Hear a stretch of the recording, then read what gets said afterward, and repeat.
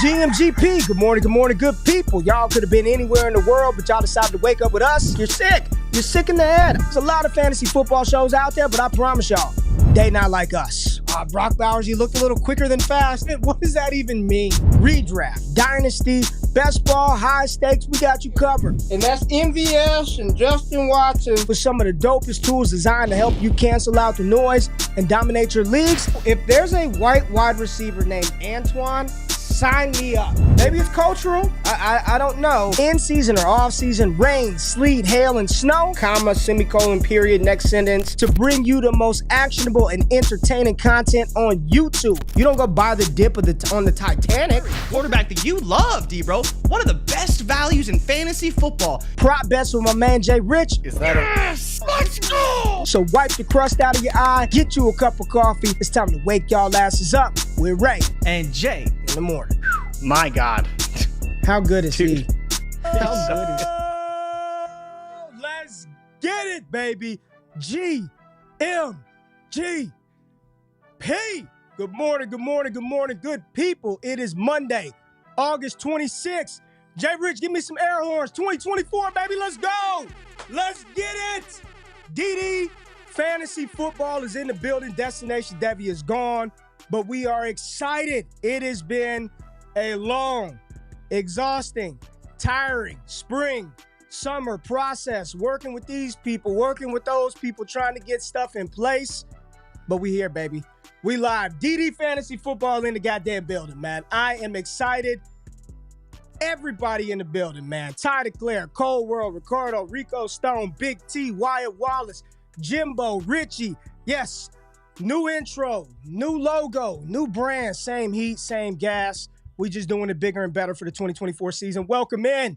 And I think the biggest thing, the absolute biggest thing is this show is no longer Wake Up with Ray G. This young man, this brother, my brother from another mother, has been rocking with me since day one. And everything that he brings to the table, everything that he does to the show to provide his insight, his knowledge, his value, it's Wake Up with Jay and Ray in the morning. It's Wake Up with Jay and Ray in the morning. JRich, what's up, baby? What's up, big dog?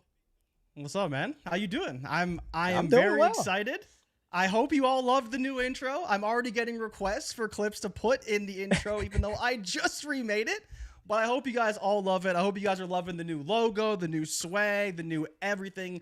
The same show with a new look, the same brand with a fresh look as well. But Ray, I know you've been working so hard on all of this stuff. Obviously, we've collaborated on a lot of it. But the new brand, the new logo, the new everything is finally unveiled August 26th. I'm sure it's a lot of relief on your shoulders as it is for me as well to finally announce everything. But very, very excited for where we're headed and so excited for this show because we got the one and only, the man, the myth, the legend, Derek Brown from Fantasy Pros. Well, we're gonna talk about Mr. Superstar in a second, but I do want to let everybody know we appreciate you rocking with Destination Devi for the last 4 years. And when we started this thing off, or when I started this off, I'll go full screen for a second. When I started this thing off, Devi was like the name of the game. All we cared about was rookie draft prospects. That's all we did. It's morphed. It's changed. Y'all know if y'all want best ball content, y'all come over here. High stakes, Scott Connor and I are handling that. And just fantasy football in general. The game has evolved. Therefore, the brand evolves. And if you're looking at the logo, you like the stuff, it's fucking dope. It's nice. And it's premium quality. Everything will be available on the site very soon. New website, ddfantasyfootball.com. Let me just give y'all a little preview of what we got cooking. So, hat I got on right now, it's the OG. Right there. It's the OG fitted. You get the all gas on the side in gold. Boom, there it is. All stuff premium. Lids, right? Doing that. You see JRich with the gold, the olive green, New Era, all gas. That'll be available for y'all as well. Snapback. Got the all black joint if y'all want that. All gas on the side. Everything. DD Fantasy Football, Row Pat. Got that joint for you. All gas on the side. And you know it's the morning time. GMGP, baby. Wake up. Wake up with the tan. All gas on the side. So we got them joints, premium hats, premium shirts. We got GMGP shirts. It's going down. ddfantasyfootball.com. DD Fantasy is the name of the game. Updated war tool with Dynasty Daddy. Updated Trinity. Dynasty Daddy. It's going down in 2024. But Jay, we've got one big announcement to make, another big announcement to make because people are asking for more and more content, more and more people. But we just added somebody else to the team. Dynasty Theory. Dynasty Theory and Destination Devy. We are getting down this season. Mitch Sorensen, John Bauer, Dan Lamagna, the Dynasty Theory crew, they're full-time DD. They are over here producing content on the YouTube channel, inside the Discord, for the website. They have really already started to enhance the community. So if you want to be a part of this, go to the website, ddfantasyfootball.com or patreon.com/allgas. Get in with the Dynasty Theory crew. It's going down. JRich, we do have a special guest, but you wanted to make sure that everybody, if they have not, subscribe to the DD Podcast radio feed. New logo. There it is right there. It is just so clean. Do y'all get it? The 2 Ds inside the football. Just so nice. So creative by old GQ. Make sure you're subscribed to the DD Fantasy Football Radio podcast feed. And just one more time, there it is right there, ddfantasyfootball.com. But Jay, the man of the hour, Colin Cowherd guest. I mean, we have got a legitimate superstar on our hands right now to talk through all things fantasy football. We're going through everything, all 32 teams, the biggest, boldest, hottest takes wrapping up this preseason going into 2024. So whatever we say on this show, trust me, it will be clipped and retweeted by Fantasy Receipts when we're dead wrong. But we could not think of anyone better to launch this new brand, to have this monster show, than somebody who works his ass off. He is a fun, good time. And I know y'all might think he's crazy with some of the takes, but I know this dude busts his tail to learn, to provide actionable information. And what I appreciate about D-Bro and Derek Brown is he's himself. He's unapologetically him. And that is me. That is DD. So without further ado, because we got to get into the show, JRich, 10 minutes in. Let's bring in the man, Derek Brown. D-Bro, what's up, baby? My guys, man, this is amazing. I didn't know I was walking up into this, but this rebrand, these new logos, baby, so nice. You got to put it on there twice? Oof. I mean, dude, I walked up in here. I thought I was rolling the OG. I thought I was ready for the show, but oh my Lord, baby, this is awesome. Yeah, you got the vintage. Vintage. I got your stuff right here. I'm mailing it out. I got you. I had to make sure that this dude, I had to send shit to Canada, D-Bro. I had to make sure that was good for the show today. But we're going to talk about carriage bringing that mail, baby. hey, listen, I am hosting this because I told y'all last night, this is not going to just be hot take for hot take's sake. We're going to talk about players you like, you don't like. We're going through all 32 teams. We've been doing that this preseason, Derek. Every week we go through all 32 teams, give a take, a thought, opinion on a player. But the season starts next week. I'm excited. You're excited. Everybody is pumped. So we got to talk about it. And there's where are we starting out at? The Arizona Cardinals? We'll start out with the Arizona Cardinals, Jay Rich. We'll start out with the Arizona Cardinals. We're going to go through it. Arizona Cardinals, year 2 in Jonathan Gannon's scheme. You got Kyler Murray back. We know what they did with Marvin Harrison. Jay Rich, I'm going to start with you. Your biggest take about the Arizona Cardinals coming off of the preseason, everything that has happened throughout the offseason, the NFL draft, expectations going in this year, and what the community is thinking about this team. What's your biggest takeaway for a fantasy relevant player on the Cardinals here in 2024? I think the biggest thing for me is actually that Marvin Harrison Jr. will return on his top 9 ADP right now. And it's because of the volume. You know, D-Bro and I got into a heated exchange about Marvin Harrison Jr. and Malik Neighbors. When you draft a wide receiver as high as you draft Marvin Harrison Jr., it will not be for a lack of opportunity or volume. And the biggest X factor here is that he has Kyler Murray as his quarterback. Kyler Murray is a quarterback that we know can throw the ball deep. He can hit the intermediate. He will scramble, and he is probably going to be a top 5 quarterback this season. But I still believe one of the difficult things to project right now is Marvin Harrison Jr.'s outlook. And in my personal opinion, he will return on that top 9 ADP and retain that value that you're drafting him to be. The biggest thing for me with Marv is I think he's going to be excellent in the red zone and score a ton of touchdowns. I'm projecting double digits plus. That will be the difference that puts him over the top to be in the top 10 or not. And I believe that Marv has the skill set and the quarterback to do so. D-Bro. Speechless. I like it. Man, well, first of all, I want to throw it out there. You talk about me coming out with some crazy stuff. You do remember, let's flesh that out a little bit here, Jay Rich. When I said it before, it don't sound so crazy now, does it, baby? That Malik Neighbors could possibly out-target Marvin Harrison Jr. You eye-rolled it when I brought it up a few weeks ago, but we still here and we talking about it, right? Doesn't sound so damn crazy now, though. Just want to throw that out there. We will get to the Giants, D-Bro. Don't worry. I got some takes for you when we get to the Giants. If we're going to start this off right, I got to sit here and be with the same take that I've been the entire offseason. That is Trey McBride is the tight end 1 overall this year. And that every time I bring that up, people say,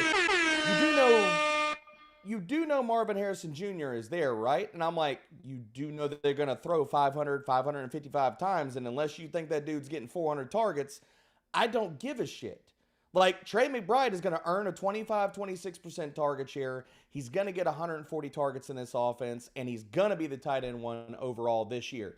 They got Marvin Harrison Jr. and Trey McBride. That's it, baby. So let's go. Draft him in the 4th round every damn draft you got. I am just the middleman of this show, but I will say I have been on the Trey McBride train longer than just about anybody out there. I'm with you. I think the addition of Marvin Harrison actually helps Trey McBride out. It is that they play 2 different positions. That all the targets aren't going to just go to Marvin Harrison Jr. Love the call on Trey McBride. And Jay, I'll just say this. I'm coming around more to Marvin Harrison paying off and returning that value as well. I still don't like drafting him at the back of the first. You do it because you have to, an underdog. I would just prefer to go a different direction if it were me. But I think ultimately we're all excited to see what the Arizona Cardinals do this season as well as the Atlanta Falcons. Now, I did hear Mr. Derek Brown on FS1 with Colin Cowherd. I mean, he's just all over DirecTV, YouTube TV, talking about that defense of the Falcons. He is given that full NFL analysis on those Atlanta Falcons. But I heard you talking about Drake London and Kirk Cousins having a weapon like London, and London having a quarterback like Drake, having a quarterback like Kirk Cousins. But D-Bro, everybody knows Drake London is going to be good. So where do you want to go? Atlanta Falcons, your hot take with this team in 2024. How you feeling about these players for fantasy? Who's your guy from the Falcons this year? Has been, will remain, put it on my damn gravestone, baby. It's Drake London season all the time. And I'm going to say it right now. And I want to clear my throat before I get this out, okay? Drake London has wide receiver 1 overall upside. Let's get that out the way. Okay. He has that type of upside. He has the upside to get 160, 180 targets this year. He has the upside to spike 12 plus 15 touchdowns because it's only him and it's only Kyle Pitts. So when you drafted him, just come correct and understand the upside that he has when you do press the button on Drake London. JRich, wide receiver 1, Drake London. Look, I'll say this about Kirk Cousins, and D-Bro, I wish you pulled the numbers on it. I almost did. The Atlanta Falcons are a difficult team to look at the bold side of it, right? You got basically 3 to 4 guys, and for me, I love London. I talked about it last season, talked about it the year before that, Ray. I was actually found a bet between you and I from Drake London's rookie season where I bet you that he would have more yards than Kyle Pitts. Now, Kyle Pitts did get hurt in that season, so we couldn't really qualify the bet. But ever since, Drake London has outproduced Kyle Pitts, and I believe the same will happen this season. The only difference is that I still believe that there will be plenty of usage in the running game. D-Bro has talked about the improved defense because he is a complete NFL analyst, and he can analyze both sides of the ball. All the signings they've made, Justin Simmons, Matthew Judon, this could be the top defense in the NFC South, playing one of the easiest schedules in the NFL. And I think that only benefits the running game and a potential lack of a passing game that we're used to seeing from this style of offense. So for me, Kyle Pitts is not going to be a difference-making tight end in 2024. I think he's going to be outside of the top 9. And part of the reason why is I like a lot of other tight ends behind him playing in better situations. Now, I understand that TJ Hawkinson was phenomenal with Kirk Cousins, but I still believe there will be a heavy dose of the running game, a lot of Drake London, and I've talked about this before, Ray. Darnell Mooney is going to be a factor in this offense because he's historically the wide receiver 2 is a factor in this offense every single year. You look at Jordan Addison, Puka Nacua, or Cooper Kupp, depending on who's the 2. And I still believe, Ray, this isn't going to be the Kevin O'Connell offense. It'll be the Sean McVay offense where they very underutilize tight ends. So unless they utilize Pitts as a wide receiver and he sees wide receiver type coverages, which he may struggle with, I think he's going to be outside of the top 9 at tight end this season. Woo, that is a let me just ask you, D-Bro. If he finishes outside the top 9, I mean, how's the how's the fantasy community going to treat him? I mean, A, what do you think about that take? And then if he, once again, this is year, 4 of Kyle Pitts? Year 4? Yep. It's going into year 4. If he's not a top 10 tight end, I mean, what does this do for his value in Dynasty? It's going to tank spectacularly. You're going to see people out there just losing their collective shit if he's not a top 10 tight end this year. I'll push back on Jay. I think it happens. Like, I think it's more, for me, it's more of a case scenario of can he be top 5? Can he be top 3? That's where I sit with Kyle Pitts. Like, I'm more on the bull case because, again, I don't see a whole lot of difference and like, we're talking about the Arizona offense, that and Atlanta. Like, yeah, you got a more talented running back there, but we got to talk about a consolidated offense. So I'm more on the bull case. Like, if I was going to throw out a hot take, I'd say Kyle Pitts is top 3 as far as tight ends this year. Maybe that's not hot enough, but I can see the down case if you see that's pretty hot. If Darnell Mooney plays a lot better. Yeah, I mean, dude, it's hot. We're talking about coming in hot. JRich is scorched in the earth this morning. Yeah. I'll say this. I'll just ask this one question to you both. Does Michael Penix play this season? Yes. No. Nope. Got no's. Got no's across the board. All right. Michael Penix does not play this season. Looking at the chat right now, Penix will be the best second-round rookie pick. What's up, girl? My girl, Joe. Joe's in the building. What's up with you, Joe? Joe was talking about the hats, said they were nice. Yes, the hats are very nice. All right. Let's move on to the Baltimore Ravens. JRich. Baltimore Ravens, they didn't play anybody this preseason, so we don't know what the hell they are. I don't even know if Derrick Henry has practiced yet. I haven't even seen the King. They just got the King bubble wrap. The King will be out there week 1. I'm not worried about that. But when you're thinking about the Baltimore Ravens this year, Jay, where do you want to go? What's your spicy, bold, hot take or a player that you are completely out on for Baltimore in 2024? This is a tough one for me because you look at the Baltimore Ravens offense, it's very uninspiring, right? You're basically going to Zay Flowers, Mark Andrews, Lamar Jackson, or King Henry, and that's where I'm going, Ray. I'm going with the King. I think he leads all running backs in touchdowns and pushes for RB1 this season. It's not going to be because he's running for probably 1,600 or 1,700 yards like we've seen in the past in Tennessee, but there's a real world where he goes Raheem Mostert, and he scores 18, 19, 20 touchdowns for the Baltimore Ravens. I don't think they want to be running the ball with Lamar Jackson. I'm curious how they adopt this offense now with King Henry because they can lean on him. They can utilize him a lot. He doesn't really have a backup to speak of outside of Justice Hill. For me, King Henry can easily lead the league in rushing touchdowns. It's not really a hot take, but I think he can also push for RB1. I see Stanley. Isaiah Likely, tight end number 1. I am a big Isaiah Likely guy, Stanley, and you know I love you, but you are too spicy this morning. D-Bro, where you going, baby? Man, I like Likely. I like Likely. I just want to say that. I do like Likely. I am a Likely fan. I think he's going to be a lot better than people expect, but I don't know about tight end 1. D-Bro, what you got? Jay, look, this comes down to we weren't comparing notes before we got on here, okay? So me and Jay are holding hands here. I think the King bucks the age curve, and I think in his age 30 season finishes with one of the best running back seasons we've seen at an age 30 running back. 17 plus touchdowns, hit all the overs, top 5 running back, and he's sitting here and throws all the narratives of older running backs into a coffin this year. Love it. Right, I'm muted. I was muted. I love it. I love it. I love it. Okay. I'm big on Derrick Henry. I'm big on Derrick Henry this season. This is a player that I legitimately, Jay, I know this sounds crazy, but damn, we just saw Raheem Mostert put up. Derrick Henry could be a 20 touchdown guy this season. I know that is spicy. That is bold. I would never project or predict a damn NFL player to score 20 touchdowns. I don't care if they're a running back or a receiver.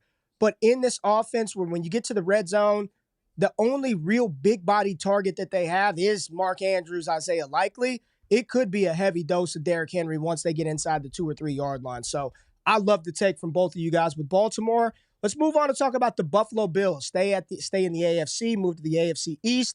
Josh Allen. This is going to be the first time we see Josh Allen without Stephon Diggs and Gabe Davis. And remember, prior to that 2020 season, before getting Stephon Diggs, a lot of people thought Josh Allen was a bust, not going to make it. Bills aren't even going to give him a second contract. You got Stephon Diggs, and the rest is history. Still being drafted as QB1. Talk to me about the Bills, D-Bro. Where are you at? Hot take for Buffalo this season. Keon Coleman, everybody's man, everybody's love lister, finishes 5th on the team in targets. He gets surpassed by Curtis Samuel. He gets surpassed by Khalil Shakir, James Cook, and Dalton Kincaid. Low man on the totem pole, not touching him, and I don't understand what anybody has seen out of preseason or any of the reports that would make you think otherwise. Stuff coming out of camp, he can't separate. He's having problems. And yes, I did see part of the blurb where he got past a cornerback that's probably CB7 on the damn depth chart, so don't come at me with that. Get me out of Keon Coleman. Not with it. Not at all. D-Bro. D-Bro. Who else is going to catch the ball? Who else is going to catch the ball in Buffalo? I just named 4 of the dudes for you, Ray. I just went down the list. No, I'm going to ask you again. Who's going to catch the ball in Buffalo? Who's your guy, Khalil D-Bro? Shakir, I'm good with that. Oh, okay. I'm with that. Dalton Kincaid, 100%. But who else? He's going to be on the field. He's going to be on the field, and he's going to get opportunity from one of the, if not best quarterback in the NFL. You don't want any Keon? I don't want any Keon. Targets are earned, Ray. If you can't separate, where are those targets coming from? If you can't get open, where are those targets coming from? And we didn't even mention who could be the wide receiver 1. I know I'm not talking about Dalton Kincaid. Curtis Samuel. I know he's dealing with a toe injury. As soon as that man is healthy, we can't dismiss like how good he is as well and how they're going to use him this year. I think Curtis Samuel is going to blow up if we can get a healthy version of him. JRich, talk to me. Buffalo. What do you think about that take? And then give me yours for Buffalo. I'm fine with the take because it falls right in line with mine, actually. One of my takes was going to be Josh Allen finishes as the QB1, but of course he is the QB1, so it's not really a spicy take. But I do believe that, Ray, people are overlooking one player, and everyone talks about Dalton Kincaid, but I think the other guy that no one talks about that people should be considering in some deeper best ball lineups is Dawson Knox. And I believe that both Dawson Knox and Dalton Kincaid can be top 14. I was going to go top 12, but I stretched the top 14 tight ends because there is going to be volume in the red zone for both of these guys, not just Kincaid. Debra already said it. Coleman's probably not going to be on the field a ton. So that means your main 2 weapons are going to be Dalton Kincaid and Dawson Knox in the red zone. You can go with Curtis Samuel, Khalil Shakir if you want. But Josh Allen is going to finish as the quarterback 1 yet again, and he's going to need all of his playmakers to make plays, and I believe that both tight ends will thrive in this offense in a lot of 12 personnel, a lot of running the football, and Dalton Kincaid and Dawson Knox can both be good for fantasy. I am just utterly confused at how you don't believe Coleman's going to be on the field. I think he's going to be on the field. This is a real question. Running wind sprints. This is where, and I'm just asking the question, how much of this is pre-draft bias versus new information adjustment? Because I didn't hear anything. I didn't hear a lot out of camp that he couldn't do this. All I heard was glowing reports that he was practicing well, looked great, chemistry with Josh Allen developing. But yet, the only thing I hear people continuing to hang their hat on with Keon Coleman is this ability to separate. And I'll just say this. I don't think people truly understand what that means. Not saying as you, Derek. Not saying as you, Jay. But separation isn't just I dusted you off the line of scrimmage in the beginning, right? In phase, off the line, at the catch point. There are multiple plays talk about that. Within the route in which you can get open. I just personally think it's a little bit of a tired narrative with Keon Coleman because ain't nobody seeing what the hell he's doing in practices. Stop this. He cannot separate. And when you're in the league, they could scheme you into positions to where you are having free releases and you are open or you've got a defender in trail position. So I'm not going to argue it. I'll just say I'm not going to bury Keon Coleman tethered to Josh Allen, who we know he's probably going to be on the field a lot. I can't bury him just yet, even though I know JRich isn't a big fan. D-Bro, you neither, but I like the debate, and that's what this show is. Let's have our thoughts and opinions and keep it pushing. Carolina Panthers, let's talk about it. Bryce Young, Dave Canales, Carolina Panthers. What are they looking like this year, boys? Jay, I'll let you lead this off, baby. So, Ray, I'm going to be going back to my man because, I can't quit him, and I love him so much. And I got Deontay Johnson finishing as I didn't put a number on it. I was thinking top 20 wide receiver, but the numbers I had in mind were 1,200 yards and 9 touchdowns, which would both be career highs for Diontae Johnson, which doesn't sound like a lot. But again, Diontae Johnson, a player who has a very low ADOT a lot of years, has struggled after the catch. But the biggest thing for me right now with Diontae is the way he's looking. And Ray, we finally saw something out of Bryce Young, and he looked pretty good. You know, I am definitely riding the Canales hype train, and I am all in on what could be this year.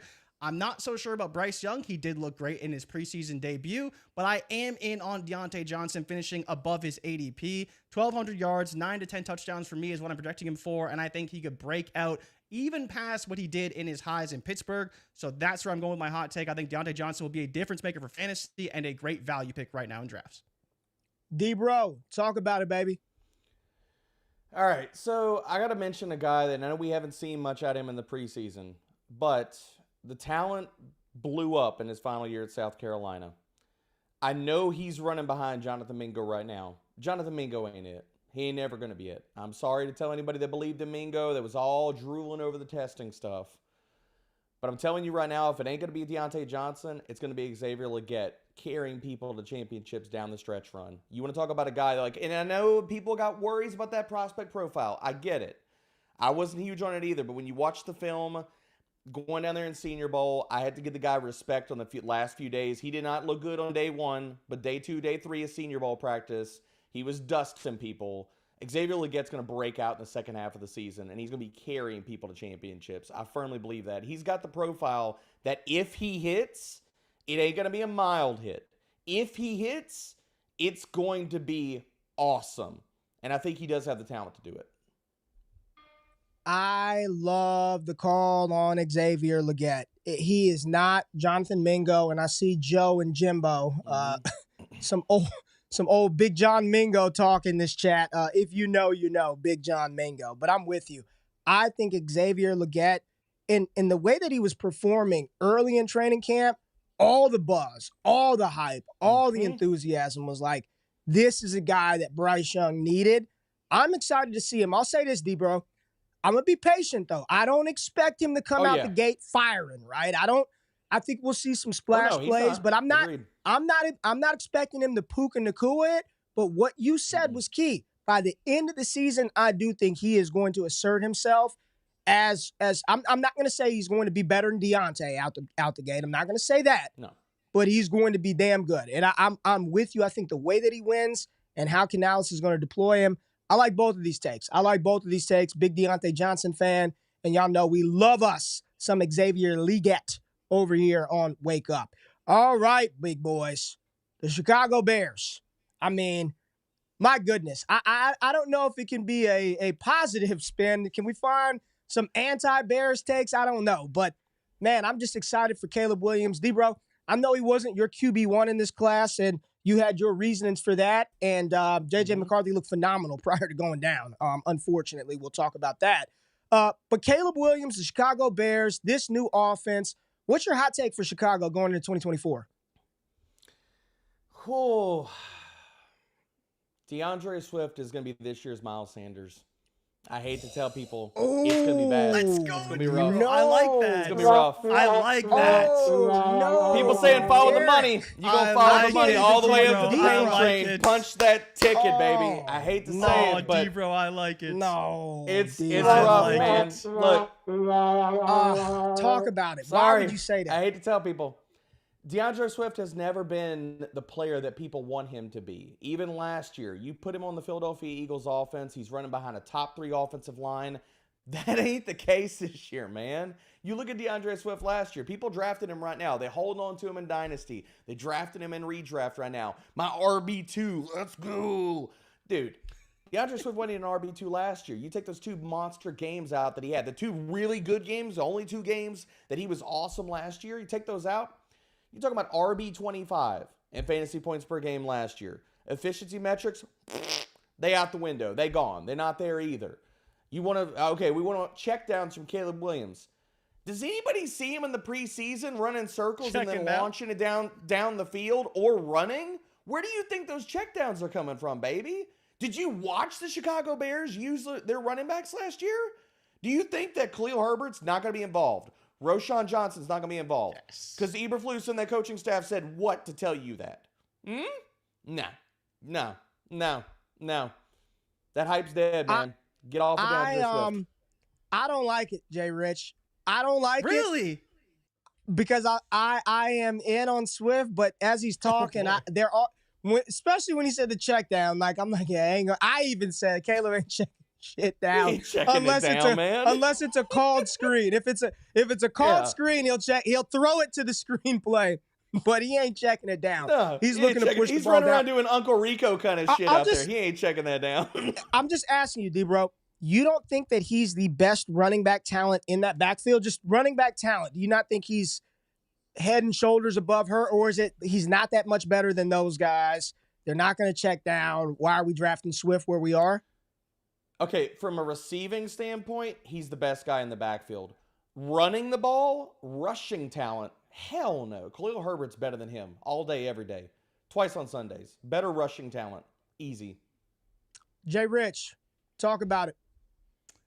D-Bro, I like it. This was honestly one of the more difficult teams to find a bold prediction for. You know, you like Keenan Allen, you like DJ Moore, you like Caleb.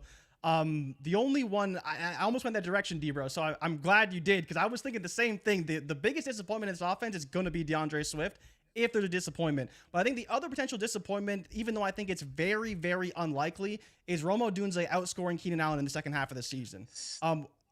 Ray, I know you don't want to believe I almost went there. I almost went there, Jay. If you didn't go there because you know it's crazy. You didn't go there because you know it's crazy. I didn't want you to try to toss beans to me live on this damn show. That's why I didn't go there. I will admit it is one of my more bolder proclamations on this show so far, even with some of the things I've already said. But I truly do believe they have a plan for Rome Odunze, and if they need him down the stretch, he will be more utilized and do even better than he does start the season. We expect him to start slow, but I think a lot of people are pegging the redshirt year. But Ray, if we don't see the redshirt, which is not out of the realm of possibilities, I think there's a world where he could outproduce Keenan Allen. It may not be drastic, but I think he can work into this offense, be effective, and potentially make a run down the stretch. The only way he's going to outproduce Keenan Allen is an injury. That is it. If Keenan Allen is healthy, I'm not buying this fat. Y'all got to stop. I mean, this dude is a walking 100-piece reset. Like, it's not. I love Odunze. And all I'm going to tell people is manage your expectations. Please. If you drafted him early, that's good. You drafted him for a reason in Dynasty, right? That reason, in my opinion, is not for him to smash and dominate in 2024. If you want to play the down the stretch game, he could take over for Keenan Allen, sure. But you're talking about a damn Hall of Fame wide receiver who can still play. So I'm not going there with Odunze, and I'm damn sure not going there with DeAndre Swift. So we're going to another team. We're going to another team, the Cincinnati Bengals. I don't know if D-Bro is going to be able to contain himself here. The Cincinnati Bengals. We've got no idea what everybody is going to say. Like, everybody has their own notes. I'm going to assume we're either going to hear you talk about Jermaine Burton or Eric All, but I'm going to give you the floor, my friend. What's your bold prediction, hot take for the Cincinnati Bengals here in 2024?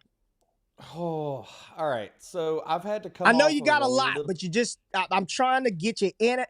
One of them, D-Bro. Not four, one. I've had to come off of a little bit of the love for this guy, but I'm not going to back off of it, and I'm not going to sit here and get off the train. I do believe Jermaine Burton is going to be a league-winning, difference-making player down the stretch. I've said that before, and I will say it again. I went back and just to make sure I was right on this, boys, because I know he's been running with the 2s and 3s. Jermaine Burton is a more talented player than Andre Yoshivas. I'm sorry. I love Yoshi just as much as anybody else. I agree.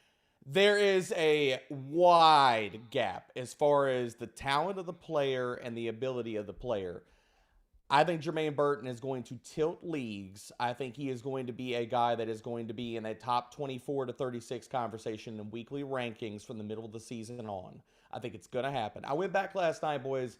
I watched every single route of his all-22 in the preseason. I was like, all right, Is this guy got it? Does he have it? Is he but dusting dudes the way that I saw him dust them in college? And it was emphatically true, man.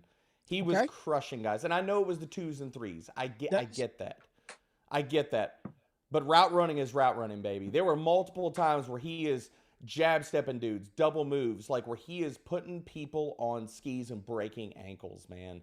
So I'm not going to back off Jermaine Burton. The path is crowded right now. It's going to open up because you know what? Talent rises to the top, and Jermaine Burton's got it.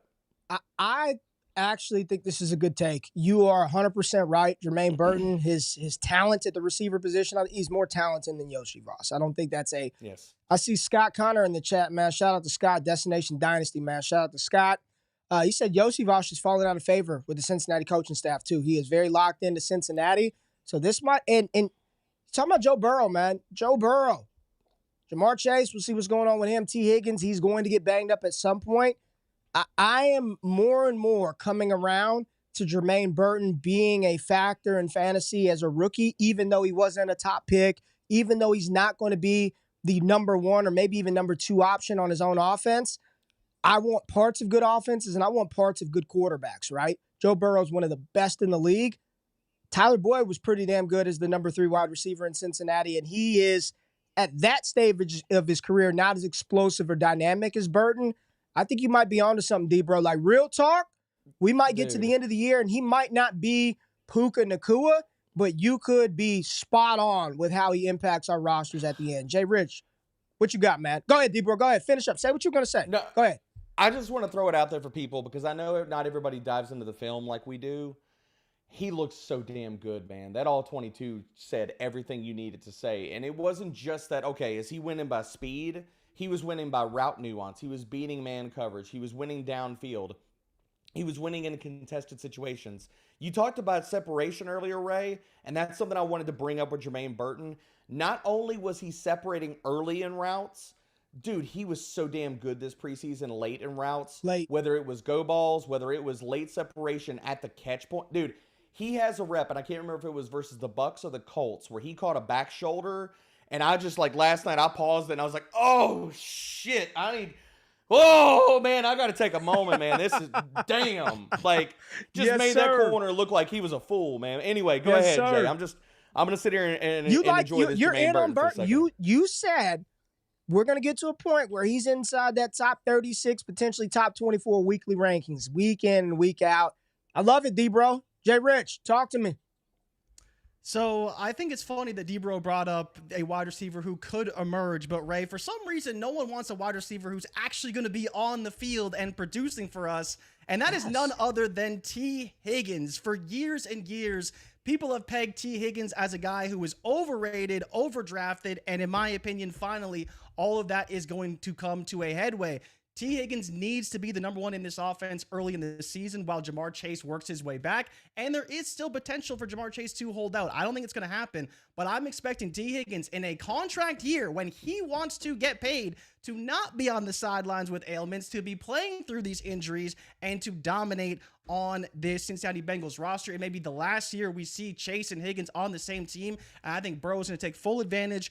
1,310 for T. Higgins this season. Lock it in. It's happening. Let's go. Let's go.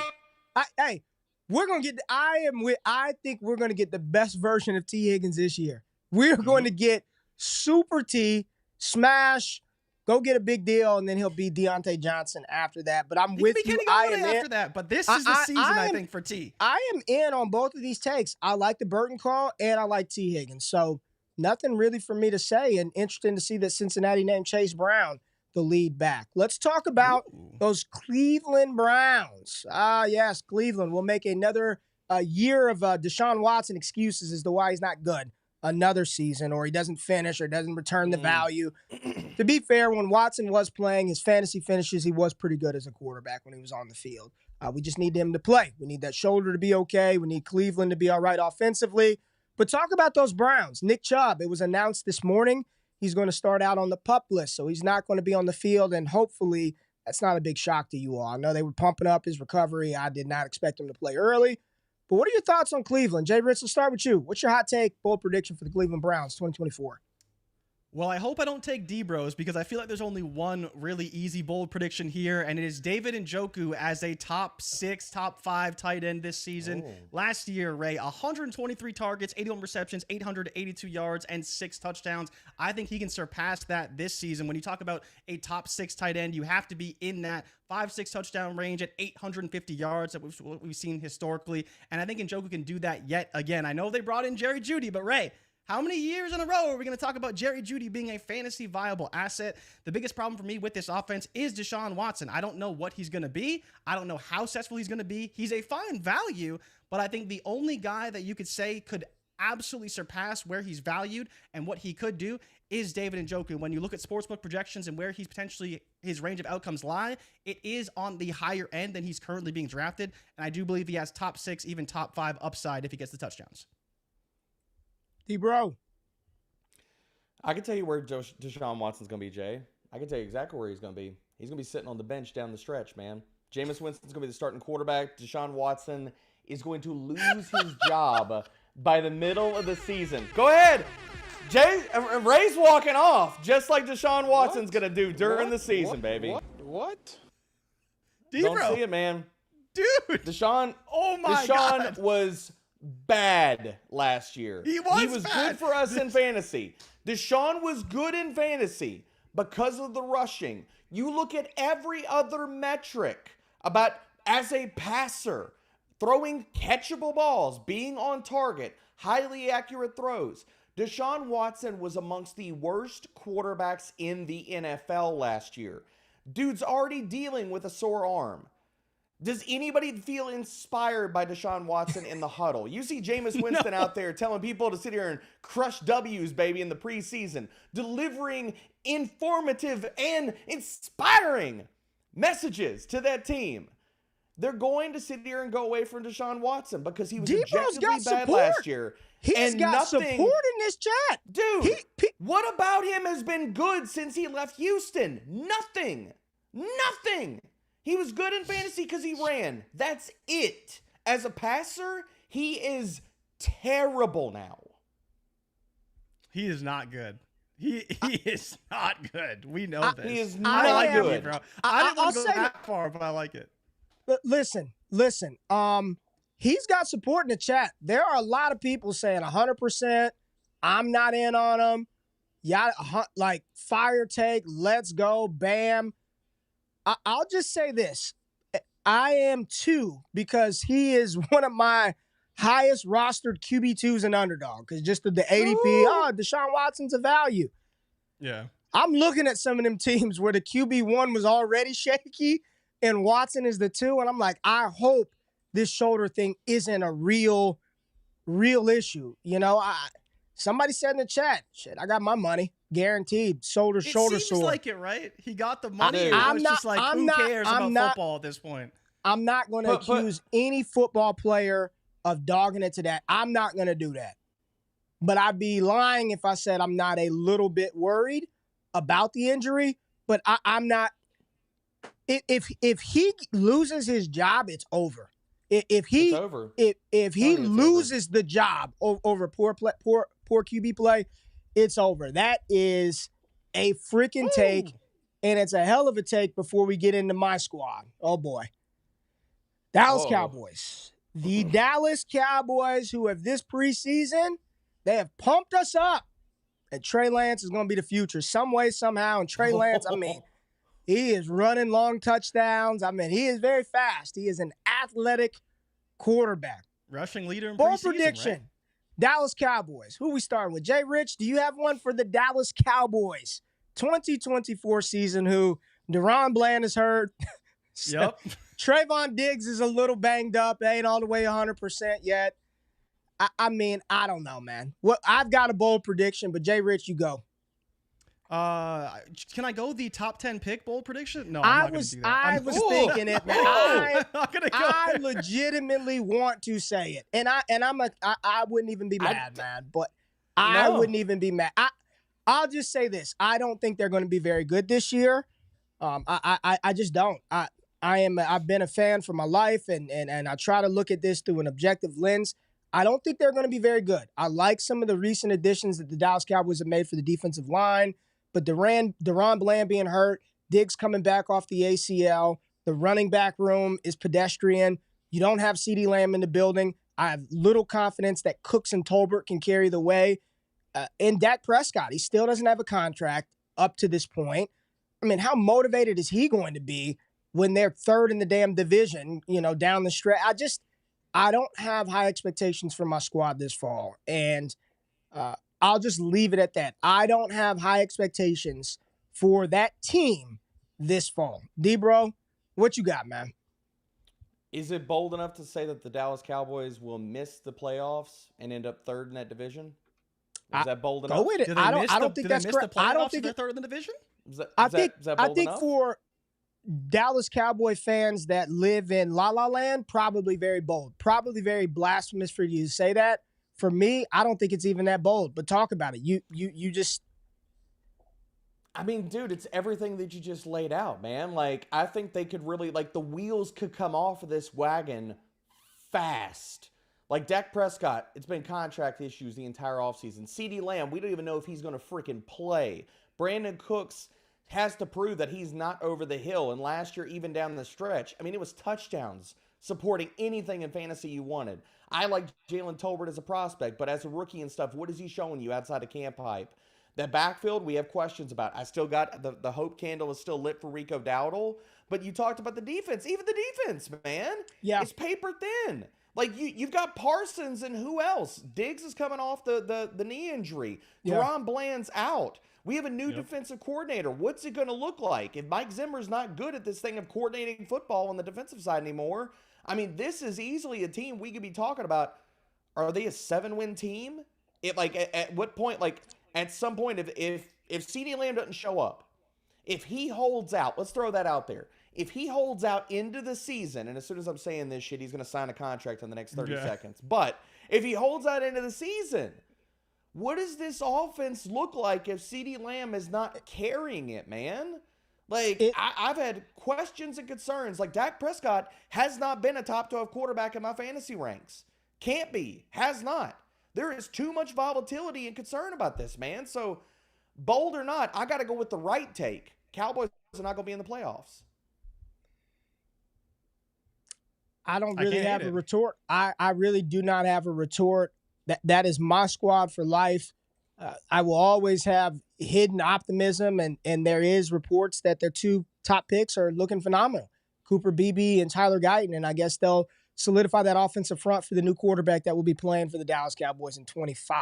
Hopefully not Trey Lance. Now, D-Bro, this next team, I don't know if you're going to have to issue an apology or if you're going to dig those toes in the ground. But I know you and your former co-host had a lot of bad things to say about Mr. Nix. I did too, Derek. I did too. JRich and I said if he ever makes a Pro Bowl, we quit and retire. We're shutting this thing down. I don't think we said that. The rebrand's not going to last that long, man. But that was Destination Debbie. This is DD Fantasy Football, so the other thing already shut down. We opened up a new shell court. We're good now. We ain't shutting this down. We ain't shutting this down. But the Denver Broncos 2024, bold prediction, D-Bro. We're going to start with you. What's your hottest take with these Denver Broncos? And there is a name. I hope somebody brings this name up, because you were quite loud about your profuse non-love of this player. Talk about Denver. So first of all, I do got to give you respect. You buried Destination Debbie so you could sit here and not have to deal with the Bo Nix tape, and you started the new brand, so you were safe, baby. I love it. Love it. Businessman first and foremost, baby. I love it. But I've been on this train since January. I've been talking about this man since before it was cool to talk about this man.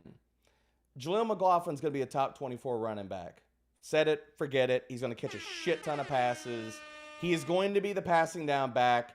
And for everybody out there that wants to run away and hate it, and they talk about how small he is, y'all do realize he's the same damn size as Devon Achane, and y'all's asses are drafting Achane in the second round of redraft right now. Y'all do realize that, right? Okay, so just so we can get that out of the way about him being too damn small, all right? Just want to throw that out there. Darren Sproles wasn't too small to play this damn role for Sean Payton. You think Jaleel McLaughlin, who's showing up at the ass crack of dawn every damn morning, first person in the building, last one out, blowing it up in the preseason, getting rushing attempts inside the 10. Tell him. Jaleel McLaughlin's going to be a top 24 back. That's all I got, boys. That's all I got. First in, last out, and he ain't a white player. He is black. Love to see Look it. at that. Look at that. Look at that. We are equal opportunists on this show. JRich, what's your bold prediction? Denver Broncos. And D-Bro already talked about a guy we like. We love us some Jaleel McLaughlin. So, yeah. So this one is tougher for me because I almost went Bo Nix, Ray. I almost said Bo Nix would be a top 15 quarterback this season, but I can't quite do that. But one thing I am confident in is that Bo Nix likes to check it down. And the player he's going to be checking it down to will be Jaleel McLaughlin, but the other player, and we've already seen it in the preseason, I believe that Tim Patrick is going to outscore Cortland Sutton in fantasy points this season. It's going to happen, Ray. It's going to be volume, it's going to be yak, and it is going to happen. As much as you don't want it to be a thing, he is going to outscore Cortland Sutton this season because Bo Nix is not going to throw the ball deep to Cortland Sutton. He's going to throw the ball to Tim Patrick underneath, and he's going to be better for fantasy. There you go. There's your bold prediction. You know you could have just stopped with Tim Patrick could be, top 36. You could have said Tim Patrick is going to be. But could have stopped, but Tim Patrick's going to be a starter. Yeah, Tim Patrick over Cortland Sutton. That's it. Now, second preseason game, Tim Patrick played exclusively in the slot. Bo Nix targeted him 4 times. It was 4 receptions. Dotting up that slot. If Tim Patrick's going to play the slot, I do think that will be a valuable role. But outscoring Cortland Sutton. My God, as you said at the back of the intro. All right. That is a spicy meatball. That is hot. That is hot. The Detroit Lions, y'all. I mean, I don't even know what to talk about. I mean, the team is dope. You got players all over the field. J-Mo, Amon-Ra, Jahmyr Gibbs, Monty, Jared Goff. Hell, maybe even somebody else I'm not thinking of. Sam Laporta, Hendon Hooker running the ball. Detroit Lions, any bold predictions here? Detroit? And if there's nothing bold, if there's just something that you want to get off your chest about the Lions. I got one. Oh, Derek, go ahead. So you talked about full-rounded analysis here, Ray, okay? This ain't going to be fantasy, okay? But I got to get this out there. The Detroit Lions are going to field a top 3 defense in the NFL this year. That's what's going to happen, man. They have loaded up. The entirety of that defense is studly. That pass rush is going to be awesome. They were an elite run defense last year. They got burned religiously by passing games. They went out and signed and drafted corner.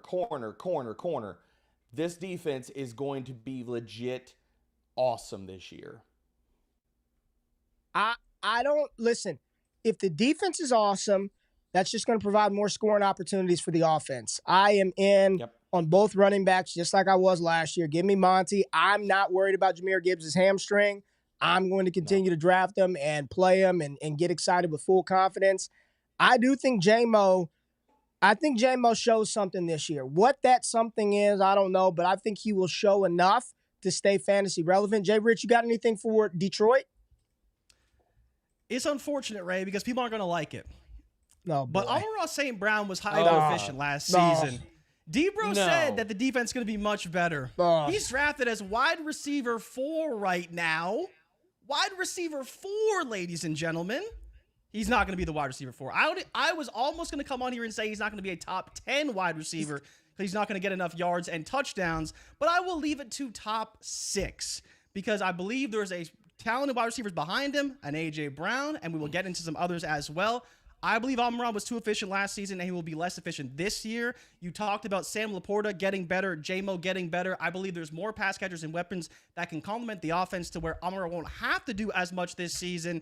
He is drafted very high for his player archetype and profile. He's in a very unique role that we don't see in fantasy very often. He thrives in it. But if there was a player who regressed this season of all of them, I do believe it would probably be him, unfortunately. Who is Swim? Swim is just agreeing with JRich, Derek Brown, if it's hot and ridiculous, whoever this is, Swim is in the building. I mean, Swim is just. Why is it gotta be hot and ridiculous? It could not be crazy sharp hot. and well researched, Ray. Damn. Listen. Jeez. Detroit's gonna be awesome. The only world where I don't see Amon-Ra finishing top 5, top 6 is if some of the players that are going after him, if you're saying A.J. Brown is going to be that explosive thing that finishes up there, if Garrett Wilson is going to achieve the Trinity this year and he pop in there, if Puka Nacua is going to return right back and he's going to be in there, and then CeeDee Lamb, Jamar Chase, they show up, Justin Jefferson is up there. I mean, it's... For me, it's the touchdown ceiling, right, relative to other players. And he's shown it, so I want to give him that credit. He has shown that pretty high touchdown ceiling with 10 last season, or I think he did have 10 total last season. But previous 2 years was 5 and 6. Now, again, he's a better player now. But there is other players that I could see getting 13, 14, 15, again, on the absolute ceiling that we aren't necessarily going to see from a Amon-Ra St. Brown potentially. So if there was some regression, I think he's the guy that probably regress, and I think there is more target competition for him in going into year 4. All right. Let's go to the Green Bay Packers. Let's stay inside the NFC North. Green Bay Packers. Everybody's trying to figure out who the damn wide receiver one is. Josh Jacobs, you draft him, and you're terrified that he's not going to be there at the end. You're just scared. And then you got Jordan Love. What I like about Jordan Love, he is the new definition of YOLO. I mean, he is probably going to give you the spectacular, and then mixed in between the spectacular, there will be some what were you doing, Jordan Love. But this is a team, Christian Watson, you've got the running game with new look Josh Jacobs, Marshawn Lloyd trying to get out there. Bold prediction, Green Bay Packers. What we got, D-Bro? 2024 Christian Watson is 2023 Nico Collins. He's blowing up, 1,200 yards, 10 touchdowns. He's going to be a top 10 wide receiver in fantasy this year. Everybody's going to get ready, and everybody's lame-ass hamstring jokes, put them in the dumpster where they belong. Lame-ass hamstring jokes. D-Bro throwing shots. Pow. People need new energy, man. They need new material. When you got to get some new at some point. Oh, he pulled his hamstring firing off this tweet. Get out of here with that bullshit. Don't want to hear it. All right, baby. JRich, what you got? Oh, man, Ray, this is a tough one for me because I don't want to do this, but I am going to say that Jordan Love is not going to be a top 14 quarterback this season for fantasy football. Are you just looking for anything to say? I like Jordan Love as much as the next guy. Open up the bottle? Like, are we jumping? But you hit on all of the points that I would make about Jordan Love. Last season, he did get a little lucky. He did fit some throws in there that were pretty questionable. He probably didn't turn the ball over as much as he probably should have. And especially this season, the defense should be better. I really like the running game. I almost went with Josh Jacobs, but Josh Jacobs is already pretty high in ADP. I really like Josh Jacobs and what he's going to bring to the offense. We don't know which wide receiver is going to be the guy. D-Bro thinks it's Christian Watson. I'm kind of on board with that. But I think we see some regression from Jordan Love, and he won't have as successful of a season as he had last season. So for me, he's going to be outside the top 14, and he'll probably be under 4,000 yards, and I'll say under 26 passing touchdowns. Luke says he loves it. This is by far the most hated section of the show.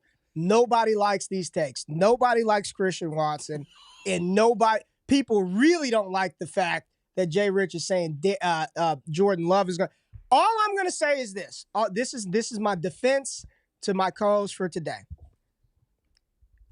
When some of these things come to pass, because some of them will, every year we think we know every damn thing at the beginning, and then you get to the end and be like, oh, man, just make sure you come back and be like, you know what, D-Bro, you were right. JRich, you were right. Just remember, have that energy for when the things actually play out that we never thought possible. Just have that. We just gotta try, D-Bro. We gotta ask people to keep that same energy when it does happen and Jordan Love doesn't finish his top 10. That Christian Watson is a beast or whatever. Just have the same energy, Jay. Or not Jay, but y'all. Goddamn chat. Everybody else. Because I know you will anyways. But that's why we do what we do, and we keep doing it regardless. The Houston Texans. Let's see who else we can piss off this morning. The Houston Texans. I mean, they've got a quarterback right now who I believe has the second best odds to win NFL MVP behind Patrick Mahomes. Oh. This is a team that people are legitimately saying are going to be this year's Super Bowl representative from the AFC with C.J. Stroud at the helm. There's a lot of receivers. You've got a dope new running back. This defense should be awesome. I love the addition of Danielle Hunter. You got the Defensive Rookie of the Year, Will Anderson back, Jalen Petrie, Derek Stingley, D'Amico Ryans, Bobby Slowick. I mean, Houston's going to be incredible. But somebody ain't going to eat like we think, or somebody might eat a little bit more than we thought they might do going into the season. What's that going to look like, JRich? Houston Texans, bold prediction. Stephon Diggs is going to be the Houston Texans wide receiver 1 and push for wide receiver 1 in fantasy football this season. Everyone wants Diggs to fail because they like Nico Collins and Tank Dell far too much. When you look at all the projections, Nico Collins' numbers are coming down. Tank Dell's numbers are coming down, and that's because all reports are Stephon Diggs could be the guy in Houston, and my bold prediction is that he will be. What his ceiling looks like is difficult because of all the playmakers there, but he will be the number 1 target getter. He will be first in receptions, and he will push for first in yards, and I think he can also be first in touchdowns. The question will be the yards because he's probably playing more in the slot, and especially with some downfield threats they have in Collins and Dell, but I believe that Stephon Diggs will be the wide receiver 1 for the Houston Texans. D-Bro. Joe Mixon goes full Uncle Lenny, playoff Lenny. It don't matter about efficiency. It all matters about volume, and it all matters about touchdowns. Joe Mixon is a top 5 running back this year. Yes, T-Bro. I like it. I'm in on Joe Mixon as well. I am very much in on Joe Mixon as well, so I really won't say anything else. I'll allow it, D-Bro. I'll allow it. Stay inside the AFC South. Talk about Shane Steichen, Anthony Richardson, and the Indianapolis Colts. JRich, you got something for us for Indy? What we got? So I wanted to come in here, Ray, and tell you that A-Rich wasn't going to be a top 12 quarterback, but I know Sure, I would be booted off the show you wanted immediately. That one preseason, I mean, it is insane. But go ahead. I will give you a take that I've professed to you over and over and over, and I think this preseason game only solidified it further. You saw A.D. Mitchell do a lot of good things this preseason game out of the slot, but you know who's going to be doing those things in the regular season, Ray?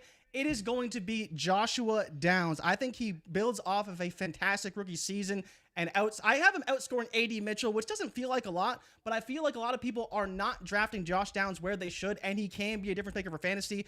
900 to 1,000 yards this season is in the realm of possibilities if Anthony Richardson can get him the ball, and I think he will. Love Shane Steichen, love what they'll do with Josh Downs, and I think he will actually be better than A.D. Mitchell looked in that slot role, and will take it back over, he's hurt. And it will relegate A.D. Mitchell to the bench. You know he is hurt right now. I know he's hurt. And do you know that at North Carolina, he will dominate. And at North Carolina, and I have said this multiple times for multiple years, what was his biggest issue at North Carolina? Staying on the field. Like habitually, something always wrong with Josh Downs. He will be back, and he will be healthy, and he will dominate. Jay is donating his ankle and all of his connective tissues to Josh Downs. He better, because I know D-Bro doesn't like him, but Adnan Mitchell's coming for that spot, and if he gets that spot, he will not relinquish it. D-Bro, talk about it. Michael Pittman finishes with the best season of his career, over 1,300 receiving yards and double-digit touchdowns for the first time in his career to be a top 10 wide receiver in fantasy. Oh. I like it.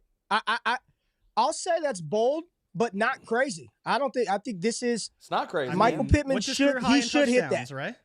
What'd you say? He should. What's his career high in touchdowns? Probably like 4 or 5. 6. He's had 4 each of the last 2 seasons. He's had 4 each of the last 2 years. So 10 is a stretch, but it's bold. And we're here to be bold. But I like it, D-Bro. I like the call. He should get there. He should dominate targets. I agree. Duval. The Jacksonville Jaguars. Duval County, stand up. Got Brian Thomas Jr., Trevor Lawrence, year 2, without Urban Meyer at the helm.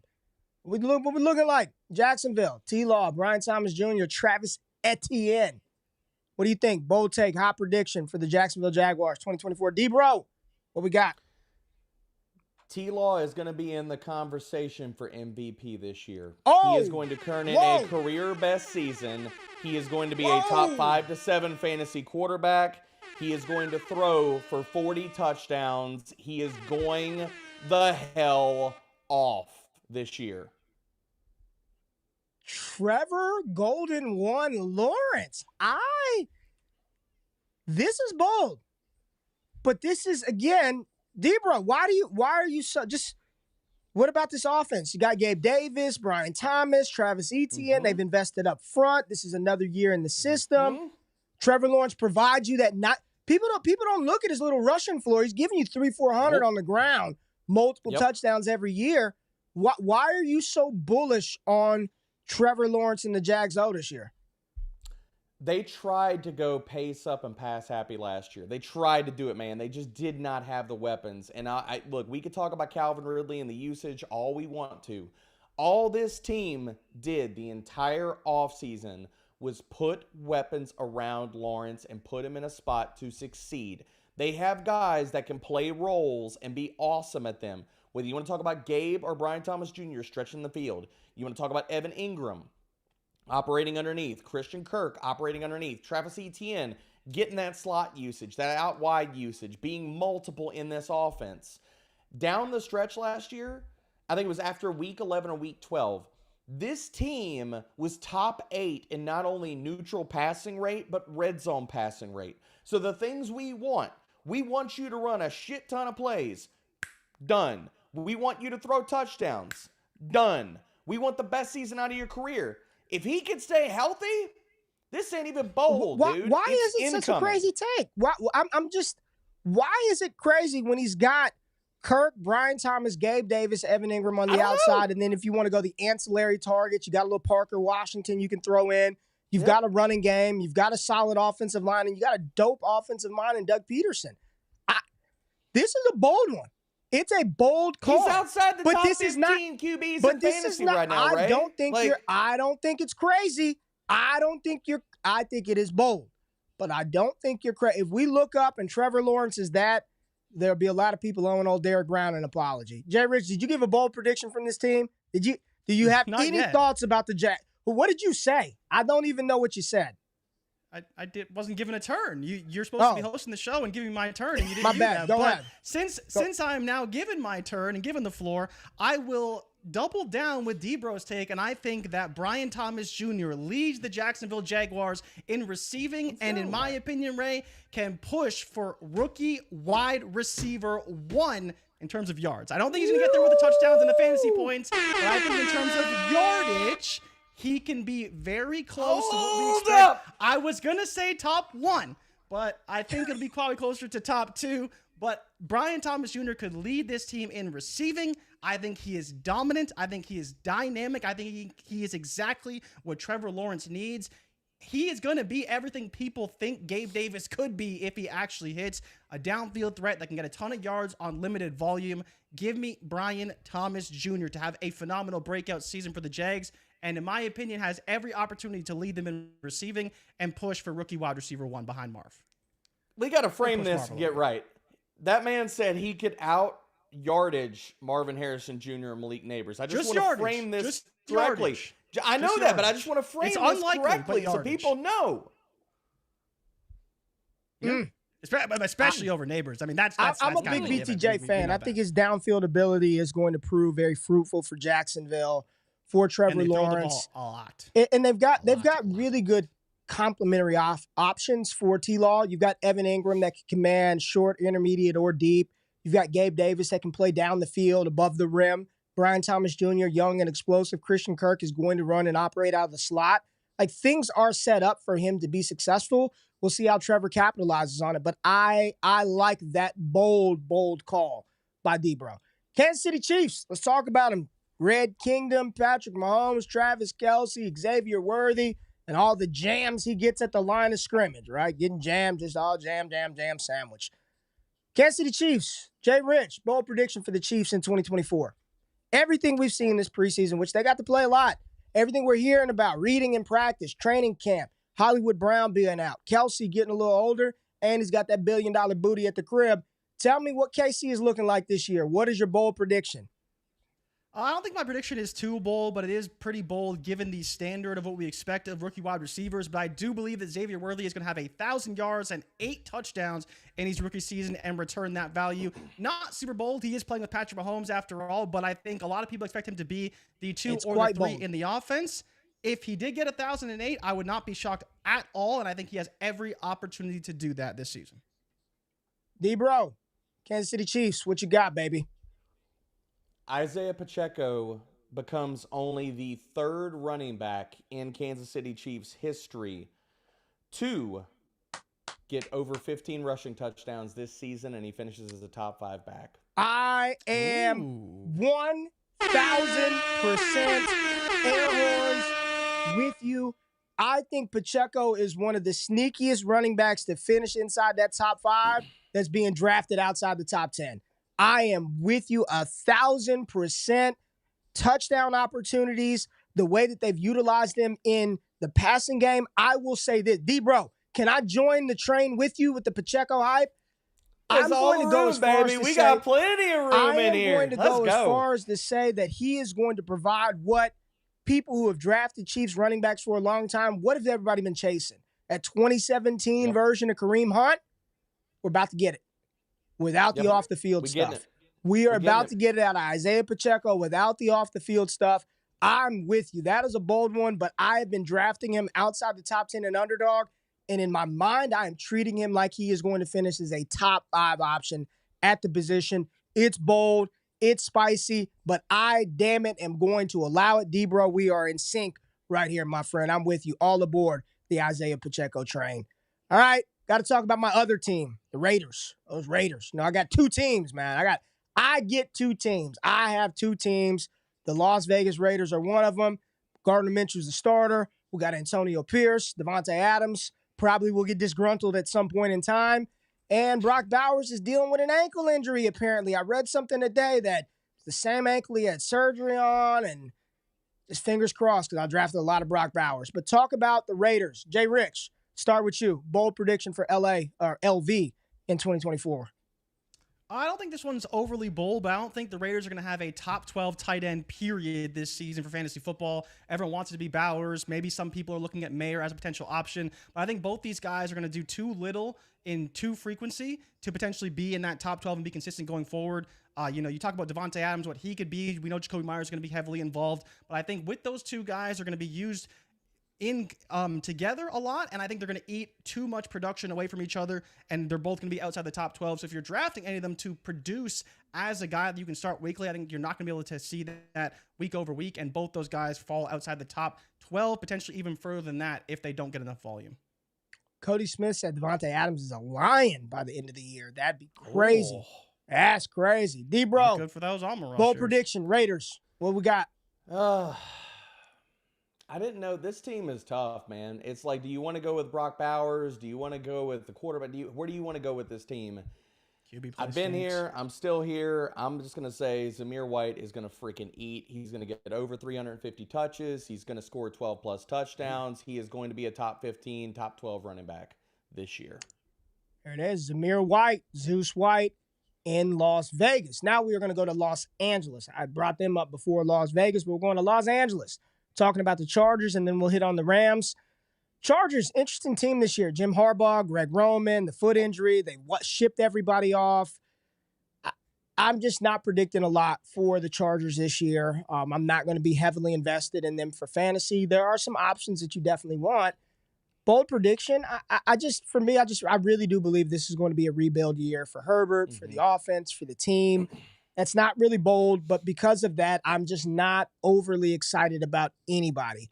Ladd McConkey, Josh Palmer, whatever type. I'm just not overly excited. I think they're going to run the ball. I believe that all the running backs are going to play. I really do. I don't think it's just going to be Kamani Vidal. I don't believe it's just going to be Gus Edwards. I think all of them are going to play. And when I say all of them, it's the running back position and it's Jim Harbaugh. They're probably all going to play. Injury or whatever you want. Dobbins, Vidal, goddamn Spiller get out there. Somehow, all of them will play. It's just not an offense that I want a lot of players for fantasy. D-Bro, how do you feel about LA?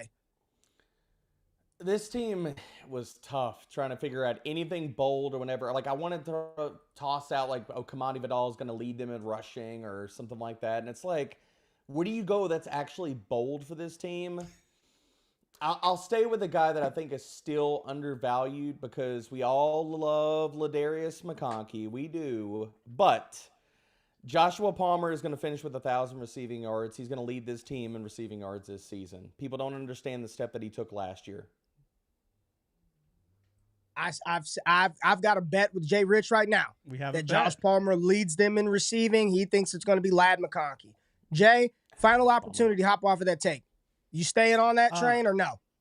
Oh, yeah, I'm staying on the train. And not only do I think I'm staying on that train, I think that the Los Angeles Chargers, Ray, will have a top 3 draft pick, and they won't have any viable fantasy options, period, including Justin Herbert. He'll be outside the top 24 at quarterback, and they won't have a single receiver, tight end, or running back in the top 30. Well, maybe not tight end, but the top 36 at their position for the receivers and the running backs. You talked about them spreading the ball around. You talked about the running backs being utilized in tandem every single game. I don't think they'll have any fantasy viable options at the skill position players, period, all season long. All right, let's talk about the other team in LA, the Los Angeles Rams. Hey, D-Bro. All I know is in February of 2023, right, 2023, you and I were talking at the Senior Bowl, and we were talking about how much we like that Puka Nacua. Think we did a show early February talking about how much we loved that Puka Nacua. D-Bro, I think he was kind of good. I think he was okay. Just a little bit. He's a little bit good. So we're going to talk about that team again, and they've got another guy that's getting hyped up. I've talked about him on this show long before the name got cool. Jordan Whittington. You've got Sean McVay, Puka Nacua, healthy-ish Matthew Stafford, and Cooper Kupp. I'm starting to see some stuff out there, D-Bro, that Cooper Kupp is the one. Puka Nacua, that was all. That 2,000 receiving yard season was all a fluke. It's all Cooper Kupp again. D-Bro, talk about us. The Rams. Bold take, hot take, bold prediction, 2024 Rams. What we got? Puka Nacua goes for 1,800 receiving yards this year. He's threatening to break the single season record. He goes full Cooper Kupp mode. We talk about you invest in talented second-year wide receivers, then why in the hell are we not going full all in every single damn day of the week for the guy that broke rookie records? I'm sorry. I like Kupp just as much as anybody else. But you talk about a record-breaking rookie, and people want to say, we like second-year wide receivers, but I'm so worried about Cooper Kupp. Come on, man. How? How are we not all in on Puka this year? JRich, I mean, I don't know. That right here, Puka leads the league in receiving. Hot take right here. Somebody thinks that he's going to lead the league in receiving. Like, JRich, talk about the Rams. Let's go. Talk about the Rams, Jay. I don't hate it, D-Bro. I don't hate it. I mean, I'm going to use a very famous quote to talk about my hot take. And it's not super hot, but I do like it a lot. And Ray, D-Bro, see, the thing about the old days is they the old days, right? They the old days. And Kyron Williams is the old days. And it is Blake Corum who is going to break out in 2024. He's going to be the top rookie running back, which isn't that bold, but I do believe there's a world where he can take over the lead rushing role from Kyron Williams and take some pressure off of him in this offense. Blake Corum, we know the phenomenal runner that he can be. I love Kyron Williams. I don't think his job is drastically in jeopardy, but I believe Blake Corum will have a massive impact in his rookie season, be the rookie RB1, and challenge for touches with Kyron Williams in this offense. We talk about Puka Nacua, we talk about Cooper Kupp, we talk about Jordan Whittington, but no one talks about Blake Corum because we haven't seen him yet. I think once you see him, you will realize he is much better than you anticipated. Yeah, man. I see you. Leo got the reference. At least from the Leo wire. got it.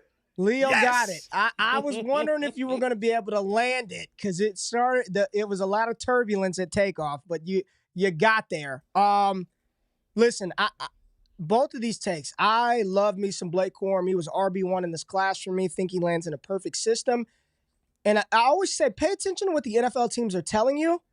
Who didn't play this preseason? Who didn't take a snap in the game? At all. Blake Corum. We don't need to see na bit of you in the preseason. I still believe Kyron Williams is going to be very good when healthy and when on the field. Very good. But Blake Corum, if something were to happen to him, I mean, I don't know if there's a more valuable handcuff backup running back in fantasy football. One for one. I don't know if there's one. Maybe a guy, but not really. I think what Corum would be able to do in this offense would just be crazy for fantasy football purposes. We've got one more team, and then we're going to go to a quick break, and then we're going to get into D-Bro's squad, the Minnesota Vikings. So let's talk about the Miami Dolphins. JRich, D-Bro, the Miami Dolphins, hey, they got a newly high-paid quarterback in Tua. Tyreek got a restructured deal. Jalen Waddle got a deal. Hey, they brought in Jalen Wright. You got Achane coming back. Miami, there's a lot of expectations and pressure on this team to be good, and we're drafting a lot of their high-end players in ranges that we want them to be very, very, very good for us in fantasy football. So give me a bold take, hot take, bold prediction for the Miami Dolphins here in 2024. D-Bro, start with you. Everybody expects me to go to Tyreek, Jalen Waddle, Devon Achane, maybe Raheem or Tua. Nah, I'm going to bypass all of them, baby. I'm going to tell you right now, Jonnu Smith is going to catch 10-plus touchdowns. He's going to be a top 8 tight end this year in this offense. Let's go. JRich. That is bold. JRich not making me look too good. Your response is exactly what I wanted, baby. Damn. Jonnu Smith is going to be involved, and I don't know if I like it, but for a team that's never utilized a tight end under Mike McDaniel ever. Like, I believe the highest targets a tight end's ever had is like 30. But he likes Jonnu Smith, and Jonnu Smith is not dead yet. I remember when Jonnu Smith was I think he was like the number 1 tight end in Tennessee back in like 2015. Oh, yeah. He was. And there were high expectations. Right? Yeah. But, D-Bro, I'm not that hot, but I will be taking another wide receiver too, and I think Jalen Waddle can hit 10 touchdowns this season. He was very inefficient when it came to touchdowns last year. He was hurt. I think he can have a phenomenal year this year. 1,410 is on the table for Jalen Waddle. He has the reigning passing leader in Tua Tagovailoa. All these players have new contracts. I think Jalen Waddle will smash in 2024. Man, there are preach D-Bro people. I mean, bold talk about it, D-Bro. And that chat's loving Jonnu, baby. You'd love to see it. To your point, didn't Mike McDaniel say I haven't had a tight end like this? Haven't. It's going to be interesting. They haven't, man. It's going to be interesting. All right, we are nearing the rounding out the show, so we're going to a quick break. Hit that like button, comment, like, and we'll be right back.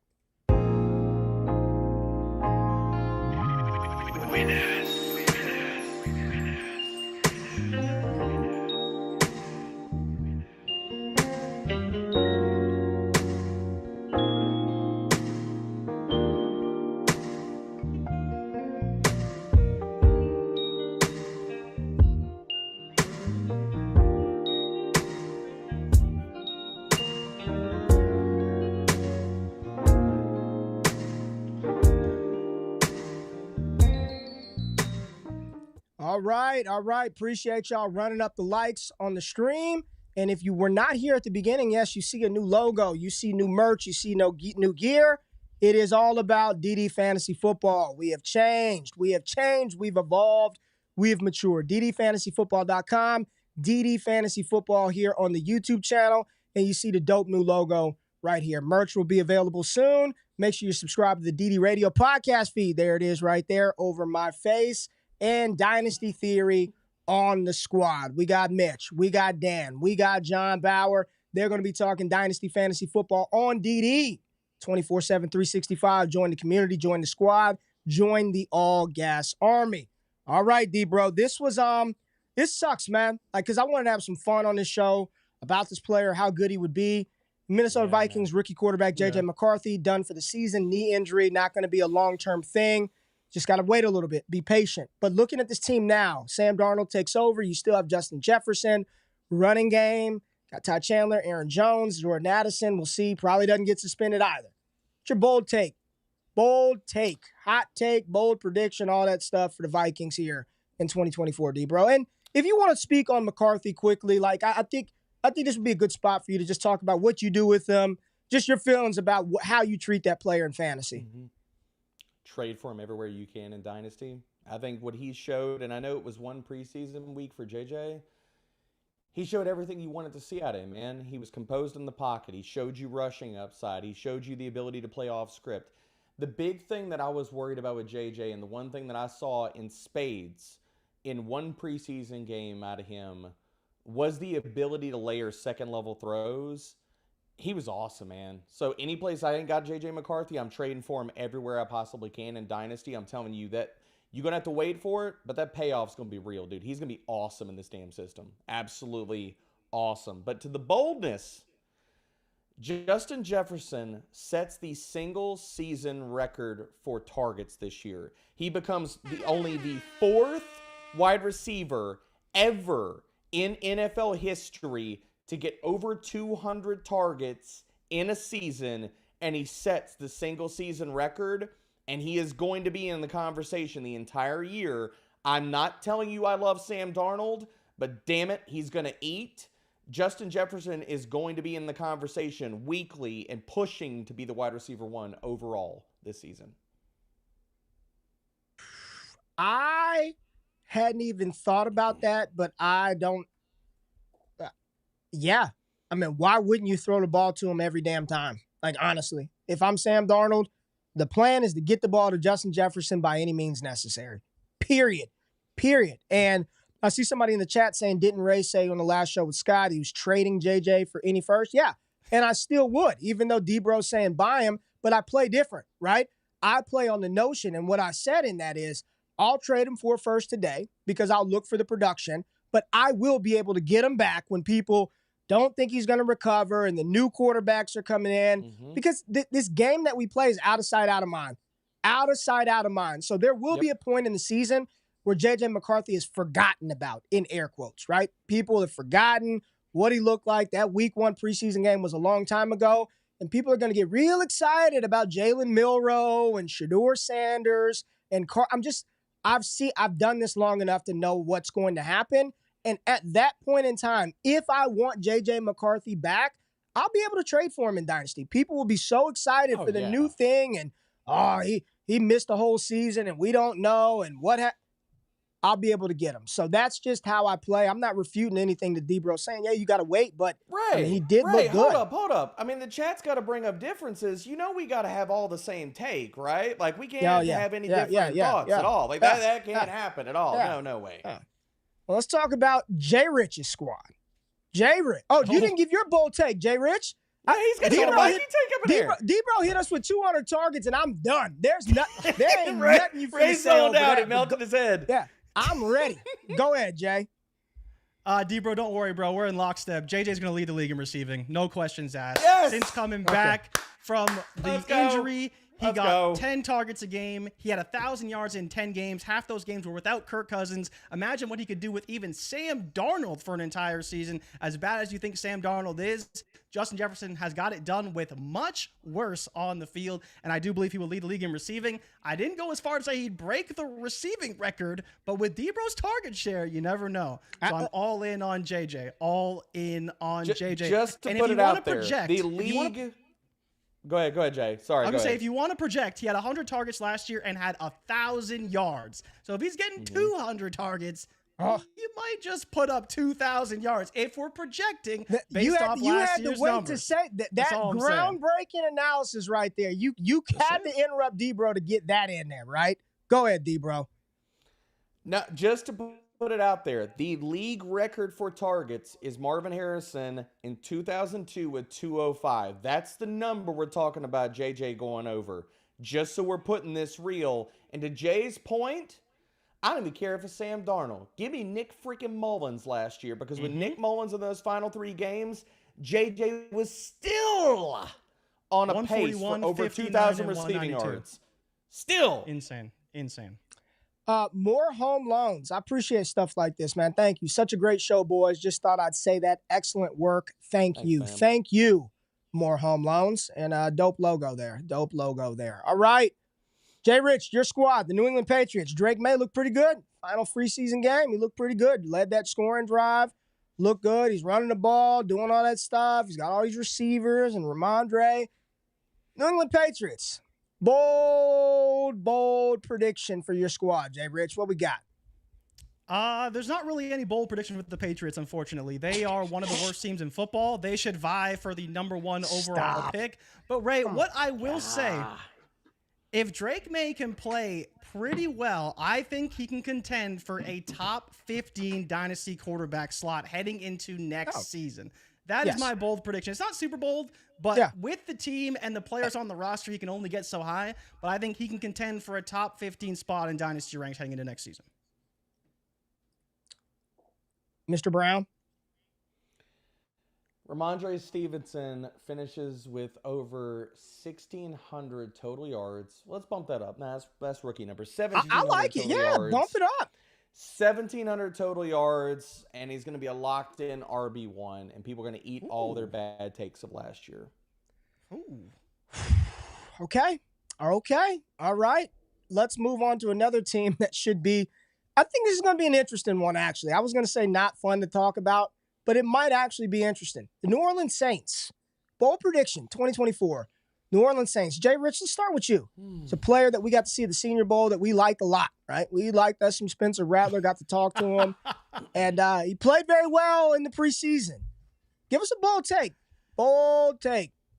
Oh, I didn't even think of going that route. I should have went the Debro route and told him Derek Carr was getting benched, but no, I'm not going to go that route. I think that Alvin Kamara is going to be a top 10 running back in 2024.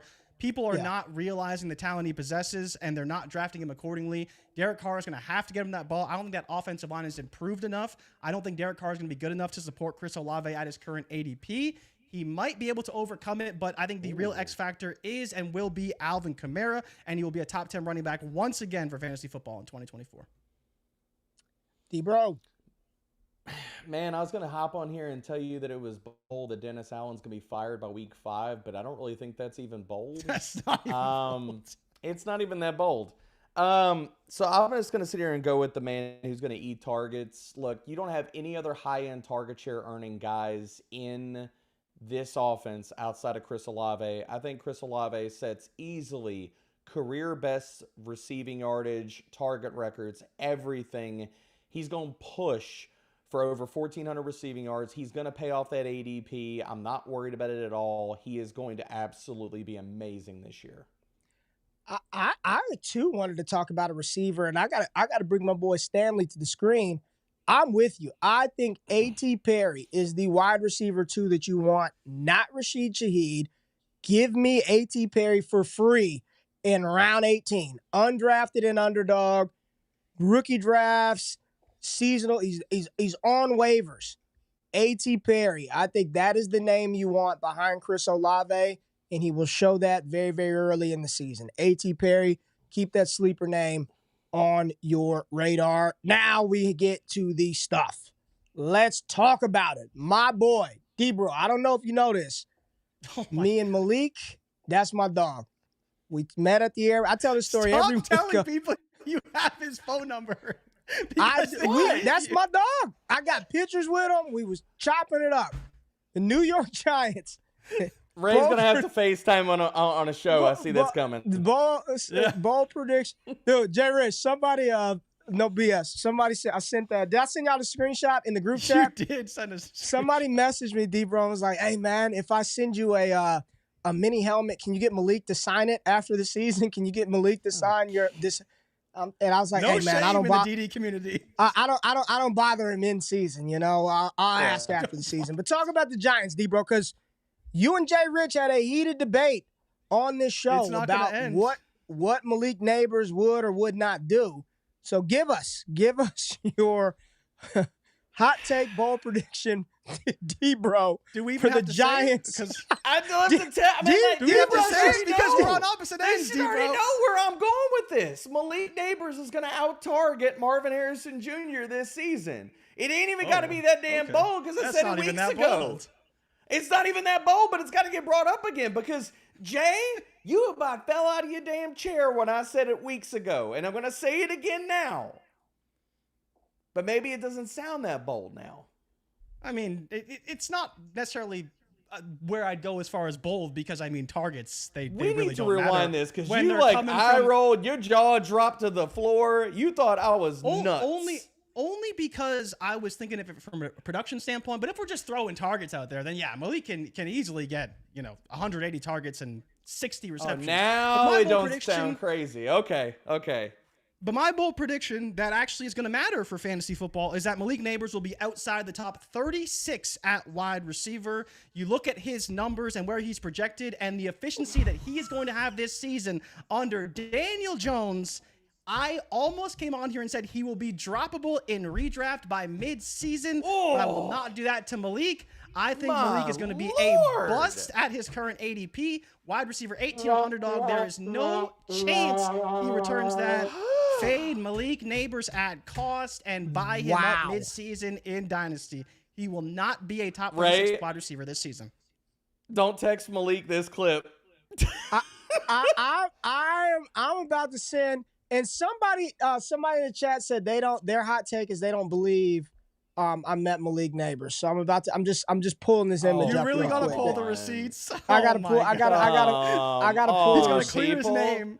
You think anybody like Ray is really gonna make this shit up? Yeah, Come on, like fam. me of all, like why would I make that up? Why? Why would you just throw that out he there? He has if a it ain't suite true, at man? DFW Airport. Yeah, for but D-Bro, respond to that while I pull this up. Respond to Jordan Richards' blasphemy this morning. No, I just want to ask D-Bro this question. Yeah.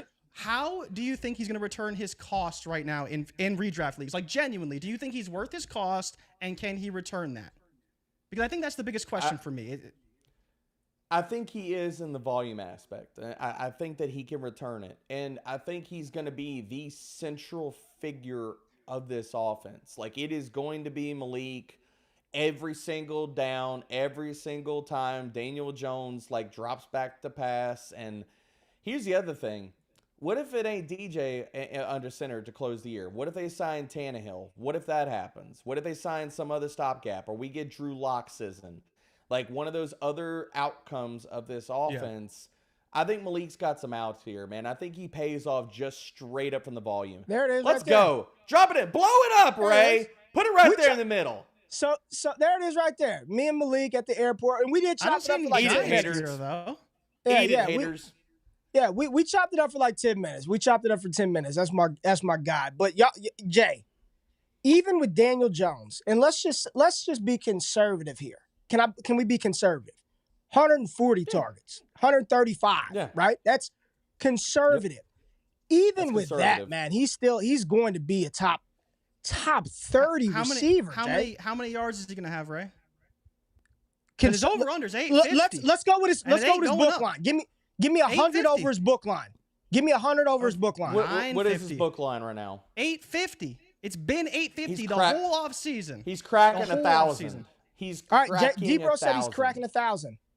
Is 1,000 good for fantasy? Is that returning that wide receiver 18 ADP with his probably 5 touchdowns? Then it comes down to touchdowns. Do you think he's gonna? Do you think so? Then you're banking on what, D-Bro? Let's say 6+. Bro, probably would be this good offense could score 20 touchdowns the whole damn season. Malik's getting 9 of them. That's what I'm saying, right? Oh yeah. Well, if you think he can have 50% touchdown share, then yeah. But shit, like who else is scoring touchdowns in this offense? They just won't score, right? They're not. You're looking at a best case outcome of Garrett Wilson rookie season, which is 1 How many touchdowns do you think they score this year, Jay? Tell me that. I don't really, again, I don't know the number, but let's say they throw for 15, maybe 16. That's probably a little under. That feels a little low.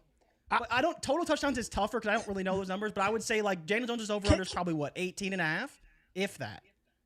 Can I just say this? Let me say this, man. They scored 25 as a team last year, 15 passing, 10 rushing. Okay, this is gonna be funny. And D-Bro's been on a trip with me, so they know how I travel, and as does JRich. Somebody says, no way. You don't fly, coach. Boys are flying, coach. Shoot, priority boarding. My ass is back there in coach while Ray is sitting here eating a steak dinner up in first class, I'll see baby. you on the plane in 20. Listen, man, we leave in Mobile, and I'm texting Ray up in first class like, man, y'all get the heated towels yet? Like, listen, pass your boy back one? We only get to live this life once. That's it. We get to do this thing one time. We get one shot at it. And damn it, I'm going to live it up. I am blessed. I'm grateful. I'm very responsible. but I need space. I'm not sitting in coach. I'm not sitting in 32D. I won't travel. I'm not sitting in 32E. I just can't do it. I can't do it. Yeah, That's right. You're just too tall. I didn't even want the right? people in first class when I walked by you to go to my seat all the way at the I don't back even by make the eye. bathroom. I didn't even make eye I didn't even contact dap you with up. him. I just Jay, tipped the cap. I didn't make eye contact. Ray with was him like, walking to the bathroom nah, playing, I got man. this. I'm looking straight ahead, Head down, headphones reading on. my tablet, doing DD Fed, reading my tablet. I get to sit down Pick so we another can go. movie, right? Get back. Go sit down back there so we can go. But neither here nor there. I'll say this about the Giants. I really do think that this is going to be – there's going to be some side of this coin that's disappointed at the end of the year because it is undeniable that Malik Neighbors is physically gifted, that he is one of the best-looking young wide receivers we've seen come into the NFL in a long time. But we cannot ignore the fact that at least offensively, what we've seen from Daniel Jones has been not good, right? It has not been good. You don't have a lot of confidence. So it is really going to be the litmus test for opportunity and just target volume really holding this thing up. All right, we got to keep going. Jets, hot take, bold prediction. New York Jets. JRich, give it to us quick. Garrett Wilson in year 3 will be a top 3 wide receiver with Aaron Rodgers. The targets have always been there. This year, the efficiency and touchdowns will match. I was going to go top 5. I didn't feel bold enough for my man Garrett Wilson. He is one of 5 players with an over-under of 8+ on the books. The other guys you can imagine are on the list already. It's Mike Evans, who is a bit of a value, Tyreek Hill, Jamar Chase, and I forget who the last guy is. Maybe A.J. Brown. But yes, Garrett Wilson will be a top 3 receiver in 2024 with Aaron Rodgers. All right, D-Bro. Yeah, fantasy plumbing wild in the day. Reading that Esquire. Oh, yeah. GQ reading GQ as I'm walking by. Just my walk of shame, baby. What you got, D-Bro? Okay. The Jets are going to do the damn thing this year. Brees is going to be Brees, and Garrett's going to be Garrett, okay? But I'm going to throw this out here. Aaron Rodgers is going to finish with the worst statistical season of his career, and it ain't going to matter because the defense is going to be awesome. Brees is going to be awesome. Garrett's still going to eat, but that's all that's going to happen in this offense. Rodgers is going to disappoint, but the team around him is going to be damn good enough. It ain't going to matter. Ooh, I love it. Hey, Justin. What is your yardage total for him? Justin, we've been trying to get in contact with you. DM the show. We've been trying to get you, man. I don't have your contacts. Send your stuff. Your shit's right. Like, literally, there's boxes right there. Send them deets, right baby. Yeah, send the details. Send them deets. Go ahead, D-Bro. I'll say he's going to finish with 3,900 passing yards and let's give him 25 touchdowns.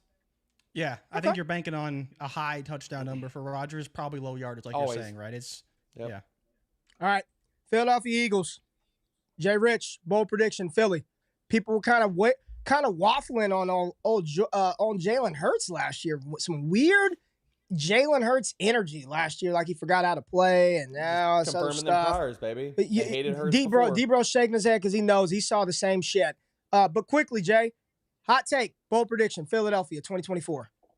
So I wanted to go with Jalen Hurts to lead the league in passing under new OC Kellen Moore, but I thought that was a little too bold. I will go for 4,200 yards and 30 touchdowns for Jalen Hurts this season and can easily push for QB1. He's got the receivers, especially after trading for Jahan Dotson, who we never even talked about. But I think A.J. Brown, Kellen Moore, Devonta Smith, Saquon Barkley, and most importantly, a real offense this year for Jalen Hurts. We've seen what he can do in a great offense, and I think Kellen Moore will provide him with a phenomenal offense this season. He won't quite push for Dak's ceiling in terms of passing yards, I don't think, but I think he can come pretty damn close with 4,230 through the air.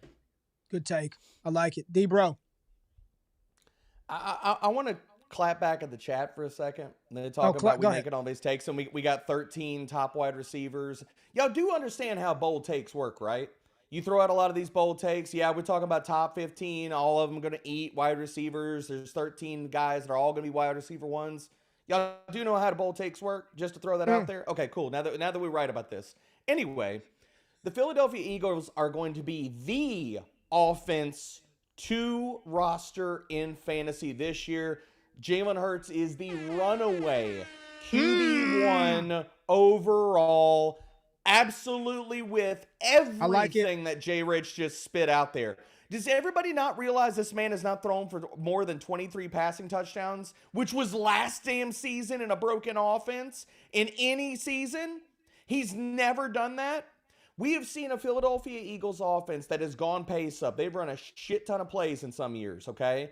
But they have never, ever, with Jalen Hurts as the starter, ever gone pass heavy, and as sure as hell never gone pass heavy in the red zone. Jalen Hurts sets new career highs in passing yardage, passing touchdowns. He is the easy runaway QB1 overall this year, and it ain't close. Air Hornet, I love it. I love it. And those Jalen Hurts takes are probably going to look real silly. I am very excited to see him in Kellen Moore's offense, not as a Cowboys fan. I'm not happy about that, but I do think offensively, and you already heard reports about them moving A.J. Brown and Devontae Smith in different positions on the offense. I know Jahan Dotson didn't return any value in Philly, in Washington, but in Philly is the third wide receiver, field stretcher. Like, I'm fine with Jahan Dotson there. So I like both of those takes. Pittsburgh Steelers. Oh, boy.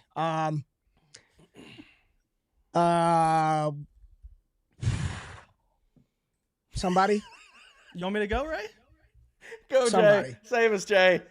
All right, I got Najee Harris and Jalen Warren will not be top 24 running backs, either of them, in 2024. Russell Wilson can't cook. This offense is going to be atrocious. And even if they go to Justin Fields, that's still not going to help those two running backs get production for us in fantasy football. I know we all like Arthur Smith's run schemes. I do as well. But I think there's a world where this offense is a lot worse than we expect it to be. And especially when you talk about bold takes, you don't want to lean on the Steelers for bold takes in terms of offensive upside. I think there's a lot more downside than upside. D-Bro. George Pickens finishes outside the top 40 wide receivers in fantasy. The quarterback situation for the Steelers. People don't want to the hear quarterback that. situation for the Steelers is rough. And I'm not even going to sit here and hate on the quarterbacks, because here's the real of it. If you watch the preseason, that damn offensive line for the Steelers looked like they didn't have a clue what they were doing. And as much as we want to talk about Russ and we want to talk about Fields, you can't throw the ball anywhere if you ain't got time in the pocket, man. And especially if you got two quarterbacks that need that time in the pocket because they hold the ball religiously. If you got a rusher in your face 2 seconds in after the snap, it don't matter who the hell is under center. You could re-sign Mason Rudolph's ass and it ain't going to freaking matter. So this offense can crater fast. Luke hit you with the absolute W. Luke hit you with the absolute W. Here goes Swim. Agreeing with you and JRich. This ain't even a Pickens hate take, man. Here go. This is don't scary. look good, bruv. It don't Love look good the Pickens at all take. right now. People are saying, what I'm hearing, D-Bro, is we need to get our heads out of the hopium hole and like just really look at what's going on, right? Like really, yeah, man. Really don't take matter this in. until you see shit dude. like this, right? Like it don't matter until you see stuff like this happen on an NFL field. The Pittsburgh Steelers have been atrocious. They've shown absolutely nothing. So why should we believe in them now?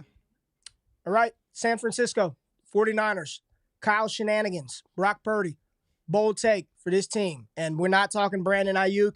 I'll say this. I'll just say mine, and I've been on this train all offseason. I think George Kittle, he is tight end one overall. Oh, shit. Let's go. Range. I'm with you. That's my believe that wholeheartedly. I was going to say top 3, but that ain't bold. Like, put it out there. Tight end 1 finish for George Kittle. I don't think it's within the range of outcome. I think this is very comfortably in the range of outcome for George Kittle here in 2024. With this offense, with the potential, whatever's happening with Ayuk, Christian McCaffrey having to lighten some of that workload up, George Kittle's efficiency was already through the roof. They need him. It is time. I think we get that revival, renaissance type George Kittle season here in 2024. I'm all in on George Kittle, top tight end in fantasy. Damn, Ray, you read off my sheet, baby. I love this. That's exactly where I was going, man. We've seen George Kittle have a 1,300 receiving yard season. We've seen George Kittle have 11 receiving touchdowns in a season. We ain't seen them in the same season. that happens in 2024. JRich. I like it. And I got Brock Purdy being a top 6 quarterback for fantasy football this season. I think the Niners offense is going to be hot, and I think it's going to be really, really good this year, even though Trent Williams is potentially going to hold out, so there is some concerns there. But I think Brock Purdy has not hit his ceiling yet. And Ray, we talk all the time, 450 pass attempts for Brock Purdy. I think he can do much more than that and do a lot more with it. You talk about George Kittle being good. I think Debo will be good. And I think that Ayuk will be back and be dominant once again, at which point Brock Purdy is a top 6 quarterback in 2024. All right, Seattle Seahawks. No Pete Carroll. Got Mike McDonald in there. Brought him over from Baltimore. Geno Smith, bad hip, old, all that other stuff. Any bold takes for Seattle? D-Bro? Seattle fields 2 top 20 wide receivers, a top 12 running back, and Geno Smith is a top 10 quarterback this year. They go the hell off. Jeez, D-Bro. Let's go.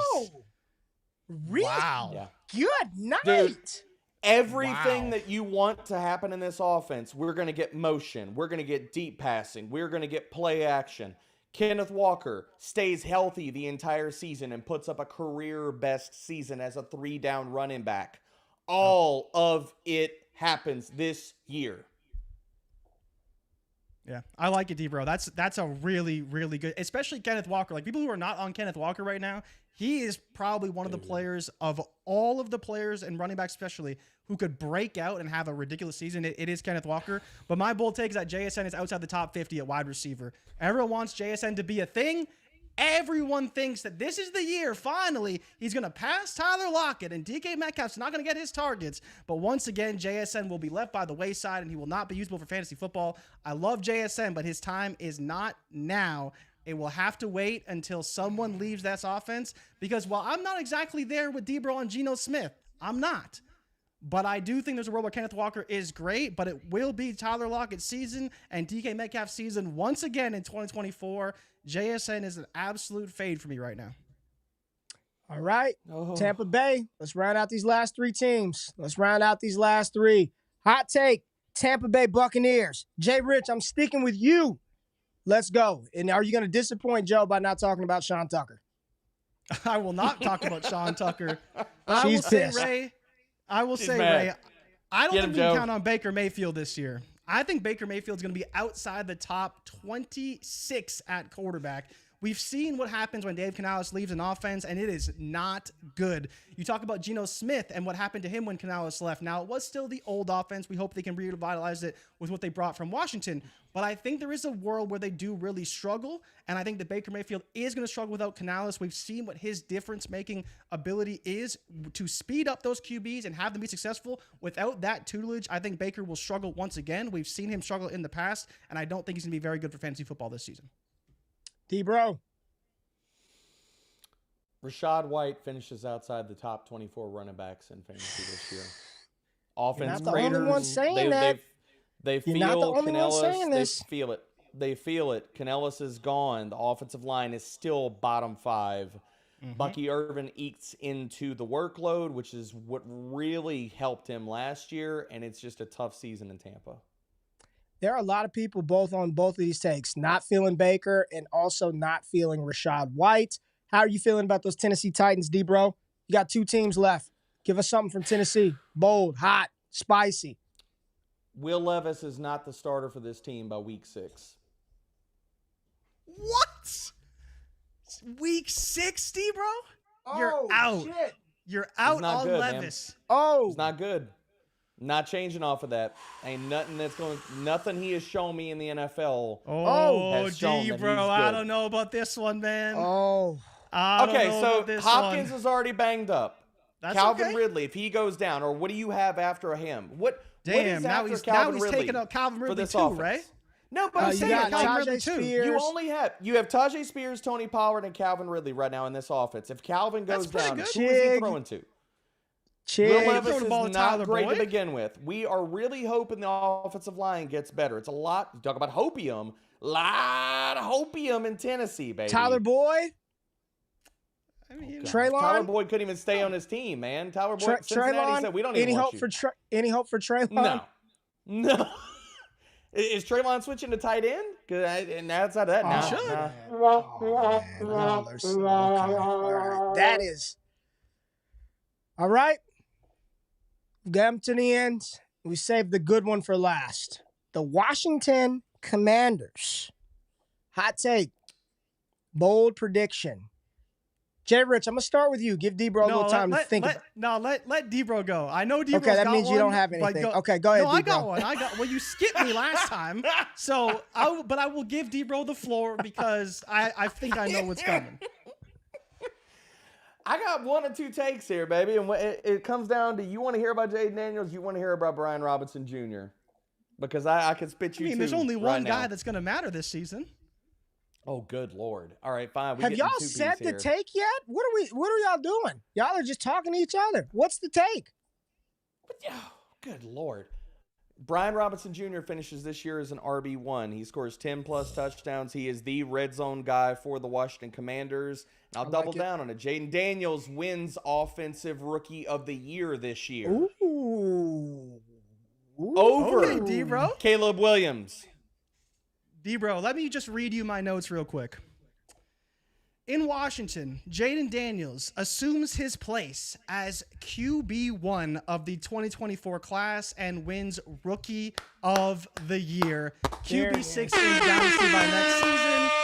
I am all with you. I think Jaden Daniels is going to be phenomenal. I'm very excited for what he could be. I like Caleb a lot, but if you're betting on a guy to assume the role of top 6 in Dynasty, it is 100% Jaden Daniels. I've been a big JD5 fan for a very, very long time. I've got nothing else to say. I think if I had to give one bold prediction here, I think they're going to play a lot better behind this quarterback. And I don't think it would be crazy for them, not my Dallas Cowboys, to finish number 2 in the NFC East. Not make the playoffs, but finish number 2. I like what they've done offensively. Defensively, they still got some things that they need to improve upon, especially in the secondary. But Jaden Daniels is incredible. D-Bro, that's the show, baby. All 32 teams. I know you've got a lot of words, and they can find them somewhere. Where do people need to find your work this season? Because you are going to be pumping out incredible content. Man. I love you, man. You are one of my best friends in this space. You always answer the call to be on this show. So thank you for giving up 2 hours of your morning. Just where can the people find your work at? Man, before I give you all the shameless plugs that I could possibly do, all things of Fantasy Pros, get some love to DD. This family, the community y'all have built, I mean, chat needs to light it up, man. Everybody needs to go give y'all love and respect. Sub to the damn channel. Like this video. Get over at DD. What y'all have built in this space and continue to be nothing but yourselves the entire damn process. People need to have respect, man. It is hard to be yourself 150% fucking true, and I'm coming real with it, in this space, in sports media, to take the hate, to enjoy the love, to stay balanced, stay grounded, to the best people in this damn space, hands down. So I love everything y'all are doing, man. I will never, ever, ever, ever not answer the call to sit here and do a show with y'all and chop it up. That's nothing but real and nothing but love, man. And it's all at Fantasy Pros. Back doing the primer, back doing all the shows. Go check it out. Use all the tools. Look, you ain't using DD. You should be over on Fantasy Pros. Shit, you got 2 screens at the desk. One should be up on each damn screen. That's all I got, baby. 100%. Nothing but love for y'all. 100%. And I'll tell you right now, like I see this dude grind, agree, hate him, love him. The same thing we said in the intro. You're going to be entertained, and I promise you he puts in the work. You know what I'm saying? And that's what this is about. So thank you, my friend, for coming on the show and joining us on this special day. This is a big moment for me as an independent content creator. You know, all this shit comes out the pocket, bro. Everything that I'm wearing, everything you see on the screen is out my pocket. You know what I'm saying? To provide that stuff for this community. So the least you can do is hit the damn thumbs up button when you're watching it. The least you could do is hit the subscribe button. The least you can do is pay the small nominal fee to read D-Bro's primer in season because he's grinding hours and hours out for you to consume and enjoy and win leagues. So we're excited about all the dope stuff that's coming over here at DD Fantasy Football. Make sure you check out the new website. We got dope swag. We got dope merch. And we got the best community. So make sure you go to patreon.com/allgas. Go to DD Fantasy Football. Jump in. I promise you, you will not be disappointed. JRich, we'll be back on Wednesday. Only 1 hour, though. We ain't doing no 2 hours on Wednesday. But we are back 3 days a week, Monday, Wednesday, Friday, 9 a.m. Eastern Standard Time. Make sure y'all wake y'all ass up with Ray and Jay in the morning. JRich, get us out of here, baby. I just wanted to say thank you one more time to D-Bro, man. Those are some very kind words, and I could not emulate the same about him. We've seen him in multiple spots, work harder than anyone we've ever seen. Dude works way harder than I do, I can tell you that much, and the results pay for themselves. But I love you, D-Bro. Thank you to everybody for watching. Like and subscribe to the content. Check us out on Wednesday because it will be a fire show, and we'll see you guys not next week, but in a couple days. We're out. Peace.